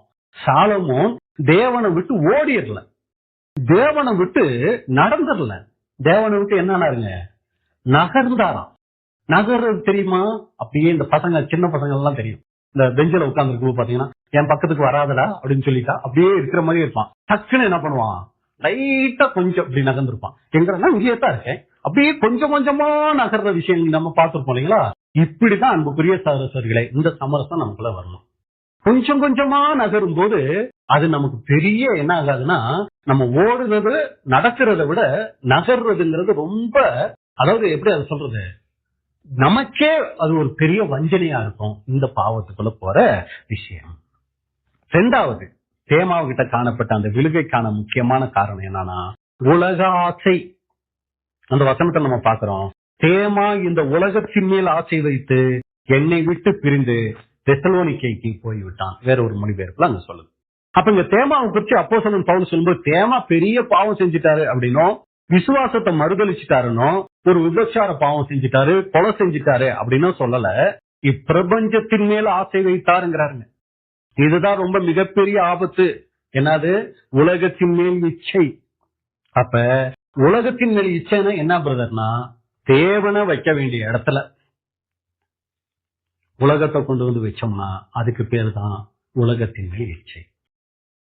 அதான் நம்ம போன வாரம் கூட சொன்னோம், நிறைய பாடத்துல மறுபடி அதை சொல்லிக்கிட்டே இருப்போம். ஏன்னா அது எனக்கு மிகப்பெரிய பாதிப்பை உண்டாக்குச்சு. இன்னைக்கு தேவனை வைக்க வேண்டிய இடத்துல வேற எதையாவது நம்ம வச்சிருக்கிறோமா? தேவன் ஒரு பக்கம், அந்த காரியம் ஒரு பக்கம். இப்ப அந்த இடத்துல தேவனை வைக்கணும், அந்த இடத்துல நம்ம எதை வச்சிருக்கோம்? ஆபிரகாம் நான் கொடுத்த மகனா, இவர் என்ன பண்ணாருங்க, ஏன் நீங்க கொடுத்த மகன் இல்ல ஆண்டவரே, நீங்க தான். ஆதாமுக்கு நான் கொடுத்த ஏவாள் என்ன பண்ணாரு, நீங்க வேண்டாம் ஆண்டவரே, நீங்க கொடுத்த ஏவாள் போ. பாருங்க எவ்வளவு வஞ்சனை பாருங்க. எல்லாருக்கும் இப்படியே தான் வருங்க, ஒவ்வொருத்தருக்கும் இதே மாதிரிதான். நம்ம வாழ்க்கையிலும் வேற வகையில ஏதாவது ஒண்ணு வரும். ஒண்ணு கணவன் மனைவி பிள்ளைகளா இருக்கலாம், இல்லைன்னா வேற ஏதாவது காரியங்கள் இருக்கலாம். நான் உனக்கு முக்கியமா, இந்த வேலை உனக்கு முக்கியமா, நான் உனக்கு முக்கியமா, இந்த பொறுப்பு முக்கியமா கூட வருது. நிறைய நேரங்கள சகோதரர்கள் மத்தியில பலகீனம் என்ன தெரியுங்களா, நீங்க எனக்கு இல்லைன்னா கூட பரவாயில்ல, என்னால எதை விட்டுட்டு இருக்க முடியாது, இந்த பொறுப்பை விட்டுட்டு என்னால இருக்க முடியாது, எனக்கு பொறுப்பு தான் முக்கியம். தேவனை வைக்க வேண்டிய இடத்துல இன்னைக்கு நிறைய சபைகள்ல குழப்பத்துக்கே காரணம் என்ன தெரியுங்களா, பொறுப்பு எனக்கு முக்கியம் ஆண்டவரே, நீங்க இல்லைன்னா கூட பரவாயில்லங்கிற ஒரு தீர்மானம் எடுக்கிறதா இன்னைக்கு மிகப்பெரிய விழுகைக்கு காரணமா ஆயிடுது. மனித புகழ்ச்சி உனக்கு முக்கியமா? சகோதர சகோதரிகள் எல்லாம் உன்னை நல்லவன்னு சொல்லணுமா? நான் உன்னை நல்லவன்னு சொல்லணுமா? ஆண்டவரே, நீங்க சொல்றது யாருக்கு தெரிய போகுது? அது எனக்கும் உங்க மனசுக்கு மட்டும், என் மனசுக்கு மட்டும்தான் தெரியும். ஆனா சகோதர சகோதரிகள் மத்தியில நான் ஒரு நல்ல சகோதரனா, நல்ல சகோதரியா இருந்தா தானே நல்லது. அதனால நான் ஒரு சில சமரசம் பண்ணிக்கிறேன், ஒரு சில அட்ஜஸ்ட்மெண்ட் பண்ணிக்கிறேன். இதுதான் அன்புக்குரிய சகோதரிகளே, அங்க உலகத்துக்குள்ள போகிற காரியங்கள். தேவனுடைய ராஜ்யத்தை விட தற்போதைய வாழ்க்கையே மேலானது அப்படின்னு நினைக்கிறது, அதை முன்னிலைப்படுத்துகிறது தான் இங்க தேமாக்குள்ள வந்துட்ட இரண்டாவது ஒரு விலகைக்கான காரணம். 1 யோவான் 2ஆம் அதிகாரம் 15 முதல் 17 வரைக்கும். 1 யோவான் 2:15 முதல் 17 வரை. உலகத்திலும் உலகத்தில் உள்ளவைகளிலும் அன்பு கூறாதிருங்கள். ஒருவன் உலகத்தில் அன்பு கூர்ந்தால் அவனிடத்தில் பிதாவின் அன்பில்லை. ஏனெனில் மாம்சத்தின் இச்சையும் கண்களின் இச்சையும் ஜீவனத்தின் பெருமையும் ஆகிய உலகத்தில் உள்ளவைகள் எல்லாம் பிதாவினால் உண்டானவைகள் அல்ல, அவைகள் உலகத்தினால் உண்டானவைகள். உலகமும் அதன் இச்சையும் ஒளிந்து போம். தேவனுடைய சித்தத்தின்படி செய்கிறவனோ என்றென்றைக்கும் நிலைத்திருப்பான். உலகத்திலும் உலகத்தில் உள்ளவைகளிலும் அன்பு கூறாதிருங்கள். நம்ம அன்பு கூறுறதுக்காக தான் இந்த படைக்கப்பட்டிருக்கிறோம். நம்ம எல்லாரிடத்திலும் அன்பு காமிக்கணும், சத்துருக்கள் இடத்துல அன்பு காமிக்கணும். ஆனா உலகத்துக்குள்ள நம்ம என்ன பண்ணிடக்கூடாது, நம்ம அன்பு அங்க வச்சிடக்கூடாது. பாருங்க, ஜெயில இருக்கிறார் தேமா. ஆனா இங்க இவர் இருந்தாலும் இவர் எங்க போயிட்டாரு தெரியுங்களா? ஜெயில இருக்கும் போதே தெசலோனிக்கேக்கு போயிட்டாருங்க. இங்க இருந்துகிட்டே இவர் என்ன தெரியுங்களா பண்றாரு, முடிவு எடுக்கிறாரு. இந்த பவுலோட சிறைச்சாலையில இருக்கிறது சரியில்லை. இது ஆரம்பத்துல எப்படி ஆயிருக்கும், தெளிவா ஒரு சின்ன நூல் போல வந்திருக்கும் மைண்ட்ல. ஆமா, ஜெயிலே இருக்கிறோமே, இது சரியா இருக்குமா அப்படின்னு வந்திருக்கும். எப்படியே கொஞ்சம் கொஞ்சமா உருவாகி உருவாகி உருவாகி சகோதரர்கள் சொல்லும் போது ரொம்ப அருமையா சொல்றாங்க பாருங்க அந்த வார்த்தை. அதாவது, அவர் தெசலோனிக்கேக்கு சென்றதால் உலகத்தை நேசிக்கவில்லை, உலகத்தை நேசித்ததால் தெசலோனிக்கே சென்றார். புரியுதுன்னா உங்களுக்கு வித்தியாசம்? அவரு ஜெயில இருக்கும் போதே தெசலோனிக்கேக்கு போயிட்டாரு. தெசலோனிக்கேக்கு போன பின்னாடி அவர் தெசலோனிக்கே பட்டணத்தை சிநேகிக்கல. அவர் ஜெயில இருக்கும் போதே அவருடைய சிந்தை தெசலோனிக்கே பட்டணத்துக்கு போயிடுச்சு. அப்ப ஏன் அவர் தெசலோனிக்கே பட்டணத்துக்கு போனாரு அப்படின்னா, அதுக்கு பதிவுகள் இல்ல. அவருக்கு சொந்த ஊரா இருந்திருக்கலாம் ஒண்ணு, இல்ல அப்படின்னா ஒரு பாதுகாப்பான இடம் அதுதான் அவர் தேடி போயிருக்கலாமா. இன்னொரு சொல்லும் போது, அப்போஸ்தலன் பவுல் 2வது முறையாக ரோம் சிறையில் இருந்த போது அவர் மரண தண்டனையை எதிர்நோக்கி கொண்டிருந்தார். அந்த நேரத்தில் அவருடன் இருப்பது மிகவும் ஆபத்தானது. அதனால் தேமா துன்பத்தையும் ஆபத்தையும் தவிர்க்க விரும்பி செழிப்பான நகரமான தெசலோனிக்கேக்கு சென்றிருக்கலாம் என்று சிலர் கருதுகின்றனர். அன்புக்குரிய சகோதரர்களே, இதுதான் அவர் தெசலோனிக்கே பட்டணத்துக்கு போனதனுடைய ஒரு காரியம். அப்ப பாருங்க, ஃபர்ஸ்ட் சமரசம் பண்ண ஆரம்பிச்சிட்டாரு. அடுத்து தேவ அன்பு போய் உலக அன்பு உள்ளுக்குள்ள வர ஆரம்பிச்சிருச்சு. 3வது இந்த தேமாவினுடைய வீழ்ச்சிக்கு காரணம் என்னன்னா, அவர் எடுத்துட்ட தீர்மானம். என்ன அது அவர் எடுத்த தீர்மானம்? இதை எப்படி புரிஞ்சுக்கிறது அப்படின்னு சொல்லி பாத்தீங்கன்னா, இப்ப தேமாவுக்கு முன்னாடி 2 ஆப்ஷன் இருக்குது. ஒண்ணு, பவுலோட சிறையில இருக்கிறதா, அல்லது உலக வாழ்க்கைய நம்ம இனி இவ்வளவு நாள் தேவன் இருந்துட்டோம், இனி நம்ம ஒரு உலக வாழ்க்கையை ஆரம்பிக்கலாம் அப்படிங்கிற ஒரு 2 தீர்மானம் அவர் முன்னாடி நிக்குது. இப்ப இதுல அவர் எதை செலக்ட் பண்ணிட்டார் அப்படின்னு சொல்லி பாத்தீங்கன்னா, இனி பவுலோட இருந்து பிரயோஜனம் இல்ல, நம்ம தெசலோனிக்கே பட்டணம் போனா தான் நம்ம வாழ்க்கை நல்லா இருக்கும்னு சொல்லி என்ன தெரியுங்களா பண்ணிட்டாரு, இங்க தீர்மானம் எடுக்க வேண்டிய நேரத்துல தவறான ஒரு 2வது தீர்மானத்தை என்ன பண்ணிட்டாருன்னா எடுத்துட்டாரு. சரிங்களா? இதே போல வேதத்துல ஒவ்வொருத்தருடைய வாழ்க்கையிலும் தீர்மானங்கள் எடுக்க வேண்டிய சூழ்நிலைகள் வரும்போது அவங்க எடுக்கிற தீர்மானம் தான் அன்புக்குரிய சகோதர சகோதரிகளே அவங்களுடைய எதிர்காலத்தை நிச்சயித்திருக்கு. ஃபர்ஸ்ட் ஆதாம் ஏவாள். இப்ப ஏவாளுக்கு ஒரு தீர்மானம் வந்துச்சு. கணவன் ஆதாம் சொன்ன இந்த பழத்தை சாப்பிடாம இருக்கிறதா, சாத்தான் சொல்ற இந்த பழத்தை சாப்பிடுறதா, ஃபர்ஸ்ட் அந்த 2 தீர்மானம் வந்திருக்கும் இல்லைங்களா? இப்ப அவங்க எதை தேர்ந்தெடுத்தாங்க? ஆதாம் சொன்ன இந்த பழத்தை சாப்பிட வேணாங்கிற அந்த தீர்மானத்தை எடுக்காம சாத்தான் சொன்ன அந்த தீர்மானத்துக்கு கீழ்ப்படிஞ்சாங்க. பாவம் உள்ளுக்குள்ள வந்துச்சு. ஆதாமுக்கு ஒரு 2 தீர்மானம். தேவன் சொன்னாரு இந்த பழத்தை சாப்பிடாதுன்னு சொல்லி, ஏவாள் சொல்றாங்க சாப்பிடுன்னு சொல்லி, இதுல நான் எந்த முடிவு எடுக்கிறது? இங்க அவர் ஒரு தவறான முடிவு எடுத்தார். ஆபிரகாம் லோத்துக்கு ஒரு இது வருது, சண்டை, மேய்ப்பர்களுக்குள்ள சண்டை வந்துருச்சு. இப்ப யாரு எந்த இடத்தை தேர்ந்தெடுக்கிறது? இப்ப என்ன தெரியுங்களாச்சு, லோத்து என்ன தெரியுங்களா பண்ணாரு? தவறான ஒரு தீர்மானத்தை எடுத்தார். ஆபிரகாம் தெளிவான ஒரு தீர்மானத்தை எடுத்தார். ரூத் அவங்க வாழ்க்கையில இதே போல தீர்மானங்கள் எடுக்கக்கூடிய சூழ்நிலைகள் வந்துச்சு. ரூத் என்ன தெரியுங்க, ரூத்தோட இன்னொரு அவங்க அக்கா பேர் என்ன, ஓர்பால் ஒரு தீர்மானம் எடுக்கிறாங்க, நான் எங்க அப்பா அம்மா வீட்டுக்கு போயிடுறேன். ரூத் செத்தாலும் அவங்களோட தான் ஒரு தீர்மானம் எடுக்கிறாங்க.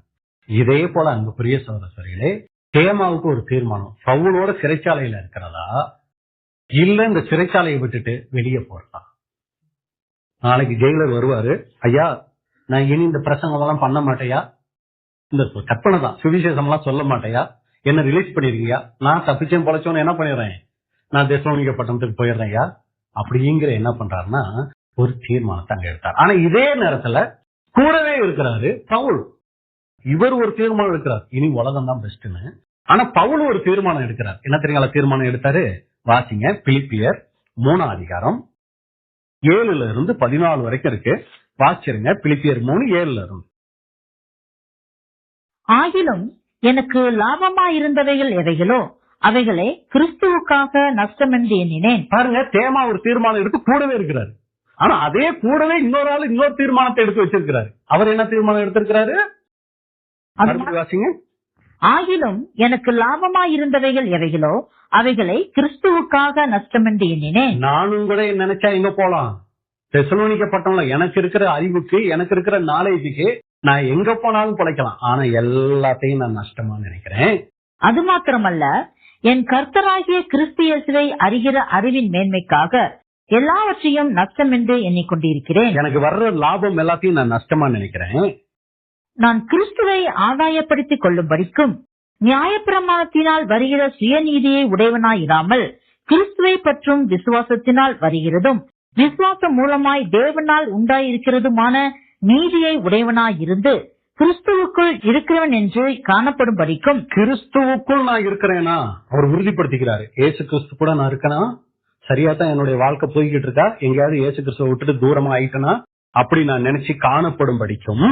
இப்படி நான் அவரையும் அவருடைய உயிர்த்தெழுதலின் வல்லமையையும் அவருடைய பாடுகளின் ஐக்கியத்தையும் அறிகிறதற்கும் அவருடைய மரணத்துக்கொப்பான மரணத்துக்குள்ளாகி எப்படியாயினும் நான் மரித்தோரிலிருந்து உயிரோடு எழுந்திருப்பதற்கு தகுதியாகும் படிக்கும் அவருக்காக எல்லாவற்றையும் நஷ்டம் என்று விட்டேன், குப்பையுமாக எண்ணுகிறேன். அவருக்காக எல்லாவற்றையும் நஷ்டம் என்று விட்டேன், குப்பையுமாக எண்ணுகிறேன். அவள் ஒரு மூலையில உட்கார்ந்துட்டு அந்த சிறைச்சாலையில இந்த சிந்தையோட இருக்கிறார், இந்த தீர்மானத்தோட இருக்கிறார். இன்னொரு மூலையில அந்த தேமா உட்கார்ந்துக்கிட்டு என்ன பண்றாருன்னா, எனக்காக என்ன பண்றேன், இந்த சுவிசேஷ ஊழியங்கள் எல்லாத்தையும் நான் குப்பையுமா என்றேன்னு சொல்லி என்ன பண்றாரு, அதை விட்டுட்டு இவங்க கூட இருக்கிறத நான் நஷ்டமா நினைக்கிறேன், தெசலோனிக்கே போறத லாபமா நினைக்கிறேன்னு சொல்லி என்ன தெரியுங்களா பண்ணிட்டாரு, அங்க ஒரு முடிவு எடுக்கிறாரு. நான் அடைந்தாயிற்று அல்லது முற்றும் தேறினவன் ஆனேன் என்று எண்ணாமல் கிறிஸ்து இயேசுவினால் நான் எதற்காக பிடிக்கப்பட்டேனோ அதை நான் பிடித்துக் கொள்ளும்படி ஆசையாய் தொடர்கிறேன். சகோதரரே, அதை பிடித்துக் கொண்டேன் என்று நான் எண்ணுகிறதில்லை, ஒன்று செய்கிறேன், பின்னானவைகளை மறந்து முன்னானவைகளை நாடி. இதுதாங்க அந்த தீர்மானம், ஒன்று செய்கிறேன். இவருக்குள்ள தெளிவா ஒரு தீர்மானம் எடுத்திருக்கிறாரு. என்ன அப்படின்னு சொல்லி பாத்தீங்கன்னா, ஒன்று செய்கிறேன், பின்னானவைகளை மறந்து முன்னானவைகளை நாடி கிறிஸ்து இயேசுவுக்குள் தேவன் அழைத்த பரம அழைப்பின் பந்தய பொருளுக்காக லக்கை நோக்கி தொடர்கிறேன். இதுதான் என்னுடைய தீர்மானம்னு இவர் அங்க தீர்மானம். பாருங்க, 2 பேர் ஒரே இடத்துல இருக்காங்க. அவர் ஒரு தீர்மானம் எடுக்கிறார், இவர் ஒரு தீர்மானம் அங்க எடுக்கிறார் அப்படின்னு கூட நம்ம பாக்குறோம். ஒரு சமயம்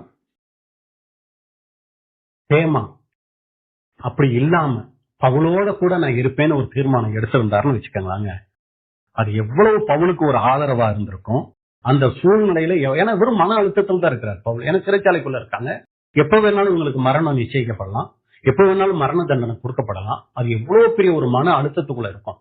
அவரும் மன அழுத்தத்துல இருக்கும்போது இவரும் இருந்து கூட இருந்து ஒரு உதாரணம் இருந்தா இவருக்கு எவ்வளவு ஒரு ஆறுதலா ஒரு உற்சாகமா அது இருந்திருக்கும். ஆனா இப்ப என்ன ஆயிடுச்சு, உலகம் அவருக்கு ஊழியத்தை விட முக்கியமானதாயிடுச்சு. தன்னுடைய நல்ல சாட்சியை என்ன பண்ணிட்டாருன்னா அங்க இறந்துட்டாரு தேமா. ஆனா பவுல் என்ன தெரியுங்களா பண்ணாரு, 2 தீமோத்தேயு 4:7, 2 தீமோத்தேயு 4 அதிகாரம் 7வது வசனம். நல்ல போராட்டத்தை போராடினேன், ஓட்டத்தை முடித்தேன், விசுவாசத்தை காத்துக்கொண்டேன். பாத்தீங்களா அன்புக்குரிய சகோதர சகோதரிகளே, தெளிவான தீர்மானம், நிறைவான ஒரு வாழ்க்கை, நல்ல போராட்டத்தை போராடினேன், ஓட்டத்தை முடித்தேன், விசுவாசத்தை காத்துக்கொண்டேன். எப்ப இதை சொல்றாரு? அதுக்கு மேல் வசனம் 4:6. ஏனென்றால் நான் இப்பொழுதே பானபலியாக வார்ப்பிக்கப்பட்டு போகிறேன், நான் தேகத்தை விட்டு பிரியும் காலம் வந்தது. நான் தேகத்தை விட்டு பிரியும் காலம் வந்த சாக போற நேரத்துல அந்த எடுத்த தீர்மானத்தின்படி வாழ்ந்ததுனால தைரியமா சொல்றாரு, நல்ல போராட்டத்தை போராடிட்டேன், என் ஓட்டத்தை முடிக்க போறேன், நான் எனக்கு கொடுக்கப்பட்ட அந்த விசுவாசத்தை கடைசி வரைக்கும் காத்து கொண்டேங்கிறார். இதுல நமக்கு என்ன பாடம் அப்படின்னு சொல்லி பாத்தீங்கன்னா, இன்னைக்கு நம்மளுடைய வாழ்க்கையிலையும் ஒவ்வொரு நாளும் தீர்மானங்கள் நம்ம எடுத்துக்கிட்டே இருக்கணும். இன்னைக்கு நான் இத்தனை அதிகாரம் பைபிள் வாசிப்பேன், இன்னைக்கு இத்தனை தடவை ஜெபிப்பேன், இன்னைக்கு இந்த மாதிரி நான் ஆவிக்குரிய ஜீவிய வளர்ச்சிக்கான காரியங்கள் செய்வேன். இப்படி நம்ம எடுக்கிற தீர்மானங்கள் தான் நம்ம ஆவிக்குரிய ஜீவிய வாழ்க்கையை நிர்ணயிக்கும். இந்த வருஷத்தோட முதல் நாள்ல ஒண்ணு கொடுத்தோம். என்ன அது? தீர்மான அட்டை. எத்தனை பேர்கிட்ட அது இருக்குது? எத்தனை பேர் அதை யூஸ் பண்றோம்? அது கூட பண்ணலன்னா கூட பரவாயில்ல. ஆனா தனிப்பட்ட ஆவிக்குரிய வளர்ச்சிக்குன்னு நம்ம என்ன காரியங்கள் தீர்மானங்கள் எடுத்து நம்ம டெய்லி செஞ்சுக்கிட்டு இருக்கிறோம். டெய்லி கூட யோசிக்க வேணாம். 2 நாளைக்கு ஒரு தடவை, 3 நாளைக்கு ஒரு தடவை, வாரம் ஒரு தடவையாவது நம்ம யோசிக்கிறோமா? தீர்மானங்கள் எடுத்து செயல்படுறோமா? அப்படி தீர்மானிக்கிறவங்க தாங்க சரியான வாழ்க்கை வாழ முடியும். நம்ம எடுக்கிற தீர்மானங்கள் தான் நம்ம யாருங்கிறத நிர்ணயிக்க போகுது. யாரு ஆண்டவருக்காக ஆவிக்குரிய வளர்ச்சிக்காக தீர்மானங்கள் எடுக்கிறாங்களோ, அதன்படி நடக்கிறாங்களோ, அவங்கதான் சபை வாய்ப்புக்கு போவாங்க. கொஞ்சம் உலகம் கொஞ்சம் ஆவிக்குரிய வாழ்க்கைன்னு இருக்கிறவங்க தான் திரள் கூட்ட வகுப்பாருக்கு போவாங்க. ஆனா வந்துட்டு கொஞ்சம் கூட பயமே இல்லாம ஒரு துணிகரமான வாழ்க்கை வாழ்றவங்க தான் 2ஆம் மரணத்துக்கு போவாங்க. எப்படி தேவன் இந்த மாதிரி 3 பேரா பிரிக்கிறாரு? அவரா வேணும்னு வச்சு ஏதாவது பச்சபாதம் பண்ணி பிரிக்கிறாரானா அப்படி பிரிக்கிறது. அவங்க எடுக்கிற தீர்மானங்கள் அவங்கள கொண்டு போகுது. அப்படி நல்ல தீர்மானம் எடுத்தா ஆண்டவரை ஒட்டியே இருப்போம், கொஞ்சம் தவறான தீர்மானங்கள் எடுத்தா ஆண்டவரை விட்டு விலகி இருப்போம், இன்னும் தவறான தீர்மானங்கள் எடுத்தா ஆண்டவரை விட்டே விலகி இருப்போம். அது அன்புக்குரிய சகோதரர்களே, நம்மளுடைய கைகள்ல இருக்குது. இன்னைக்கு நாம எடுக்கிற தீர்மானம் தான் நாளைக்கு நமக்கு சாட்சி உண்டு பண்ணும். நாம யாரு எப்படிப்பட்டவங்கிற சாட்சி இன்னைக்கு நம்ம எடுக்கக்கூடிய ஒவ்வொரு தீர்மானங்கள்ல தான் இருக்குது. அன்புக்குரிய சகோதர சகோதரிகளே, அப்ப பாக்குறோம் தேமாவுடைய வாழ்க்கையில ஆரம்பத்துல நல்ல உடன் ஊழியக்காரரா, துன்பத்துல பவுலோட இருந்தவரா, நம்பிக்கைக்கு உரியவரா, அர்ப்பணிப்பு உள்ளவரா, பெரிய சகோதர சகோதரிகள் பரிசுத்தவான்களோட ஒரு ஐக்கியம் உள்ளவரா இருந்தாரு. ஆனா உலக ஆசையில தோத்து போயிட்டாரு. காரணம் என்னன்னு பாத்தீங்கன்னா, சிறு சிறு சமரசங்கள் ஏற்படுத்திக்கிட்டாரு. தேவனை விட உலக காரியங்களுக்கு முக்கியத்துவம் கொடுக்க ஆரம்பிச்சாரு. தவறான தீர்மானங்களை தன்னுடைய வாழ்க்கையில எடுக்க ஆரம்பிச்சாரு. உள்ள வரும்போதே என்ன இந்த மாதிரி எண்ணமெல்லாம் எனக்கு வருது? பவுல் எப்படிப்பட்டவரு, லூக்கா எப்படிப்பட்டவரு, மார்க் இவங்களோட இருந்துகிட்டு இருக்கிறேன், எனக்கு இந்த மாதிரி சிந்தனை எல்லாம் வந்துகிட்டு இருக்குது, தப்பா செய்யுது. ஐயோ அப்பா பாருங்க, இவங்களுக்கு எல்லாம் தெரியாது, இவங்கெல்லாம் என்ன நல்ல பிரதர், தேமா அருமையான பரிசுத்தவான் நினைச்சுக்கிட்டு இருக்கிறாங்க. ஆனா உங்களுக்கு மட்டும்தானே தெரியும் எனக்குள்ள வந்து போற அந்த எண்ணமெல்லாம். இப்படி எனக்கு என்ன வந்துகிட்டு இருக்குப்பா, என்ன மன்னிங்க, எனக்கு இதுல இருந்து விடுதலையை தாங்கன்னு கதறி இருந்தாருன்னு வைங்க, தப்பிச்சிருப்பாரு. ஆனா அந்த எண்ணத்தை விரும்ப ஆரம்பிச்சிட்டாரு, அதுக்கு தீனி போட ஆரம்பிச்சிட்டாரு. அந்த தீர்மானத்தை அவர் என்ன பண்ண ஆரம்பிச்சிட்டாரு, வாழ்க்கையில கடைபிடிக்க ஆரம்பிச்சிட்டாரு. இதுதான் அவர் என்ன பண்ணிருச்சுன்னா அங்க விழுகைக்குள்ள கொண்டு போயிடுச்சு. அப்ப இதுல நமக்கு என்ன பாடங்கும் போது, நல்லா ஆரம்பிச்சா மட்டும் போதாது, கடைசி வரைக்கும் உண்மையா இருக்கணும். உலகத்தின் மீதான அன்பு தேவனுடைய ராஜ்யத்தின் மீதான அன்பை மாத்திரக்கூடாது. சின்ன சின்ன அலட்சியங்கள் தான் பெரிய ஆவிக்குரிய இழப்பை நமக்குள்ள கொண்டு வந்துரும். கிறிஸ்துவ வாழ்க்கை ஒரு சகிப்பு தன்மையின் ஓட்டம், விடாமுயற்சியின் ஓட்டம். கடைசி வரைக்கும் நிலைச்சிருக்கிறவங்களுக்கு தான் அங்க வெகுமதி. அப்ப அந்த பெரிய சகோதர சகோதரிகளே, அன்னைக்கு பவுலோடு கூட இணைஞ்சு இருந்தாரு தேமா. ஒரு நாள் பவுலை விட்டு என்ன பண்ணிட்டாருன்னா வெளியே போயிட்டாரு. பவுலை விட்டு மட்டும் பவுல, தேவனை விட்டே அவர் போயிட்டாரு. நாம ஒரு காலத்துல ஆண்டவரோட இருந்தோம், இன்னைக்கு நாம ஆண்டவரோட இருக்கிறோமா? நம்ம கிட்ட பாடல்கள் இருக்கு, ஜெபங்கள் இருக்கு, சகோதர ஐக்கியம் இருக்குது, தனிப்பட்ட எல்லாம் ஆவிக்குரிய காரியங்கள் இருக்கு. ஆண்டவர் நம்ம கூட இருக்கிறாரா? அது நமக்கு மட்டும்தான் தெரியும், நம்ம மட்டும்தான் அதை நிதானிக்க முடியும். அன்புக்குரிய சகோதரர், இதான் இன்னைக்கு நம்ம பார்த்தோம். இந்த தேமாவை குறிச்சு வெறும் 3 வசனங்கள் மட்டும் வந்தா கூட இதுல மிகப்பெரிய பாடம், மிகப்பெரிய எச்சரிப்பு நமக்கு இருக்குது. இவரை ஒரு நிருபமா இன்னைக்கு நமக்கு என்ன பண்ணிருக்காரு தேவன் வேதத்துல வச்சுட்டாரு. தேமாவை பத்தி குற்றப்படுத்தி பேசுறதுக்காக இல்லைங்க. தேமாவை பார்த்து நம்மளை திருத்திக்கிறதுக்காகத்தான் இந்த மாதிரி காரியங்கள் அங்க வச்சிருக்கிறாரு. நாளைக்கு நாம ஒரு நிருபமா இந்த உலக ஜனங்களுக்கு இருக்க போறோம். இன்னைக்கு தேமாவை நம்ம வாசிக்கிற மாதிரி நாளைக்கு இந்த உலக ஜனங்கள் நம்மளை வாசிக்க போறாங்க. நம்ம பேரை போட்டு அங்க வாசிக்க போறாங்க.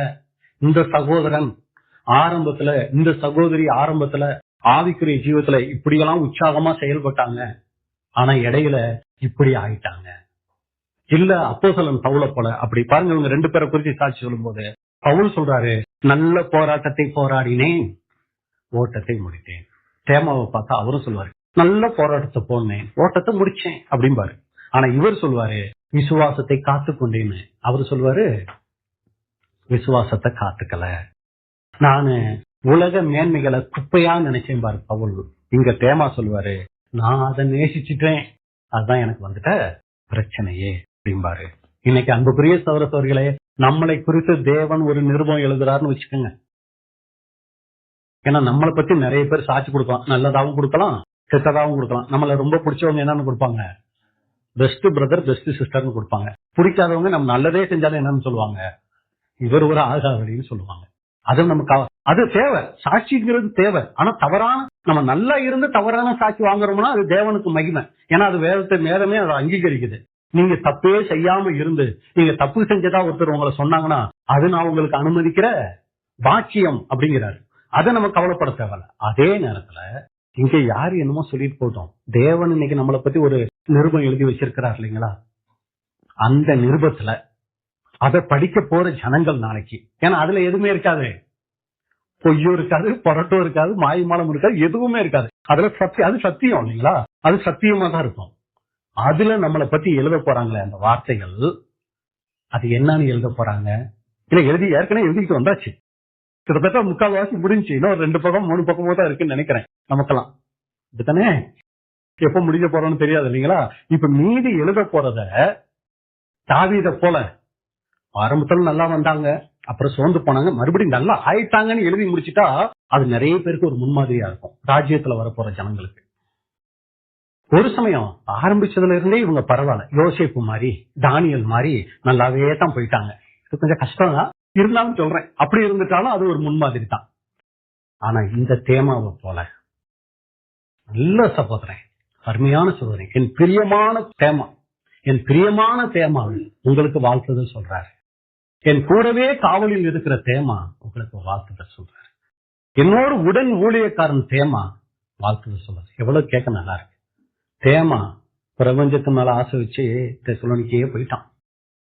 இது எப்படி இருக்கு? எழுதப்படும் போது நம்மளை என்னன்னு எழுத போறாங்கிறத நாமளே சிந்திச்சு பார்ப்போம்.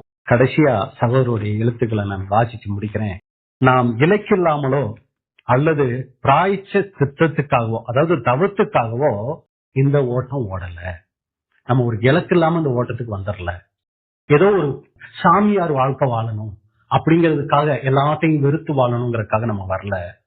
நம்ம தன்னலத்தை விரும்பாம ஒரு உன்னதமான ஓட்டம் ஓடுறதுக்காக தேவன் நமக்கு இந்த வாய்ப்பை கொடுத்திருக்கிறாரு.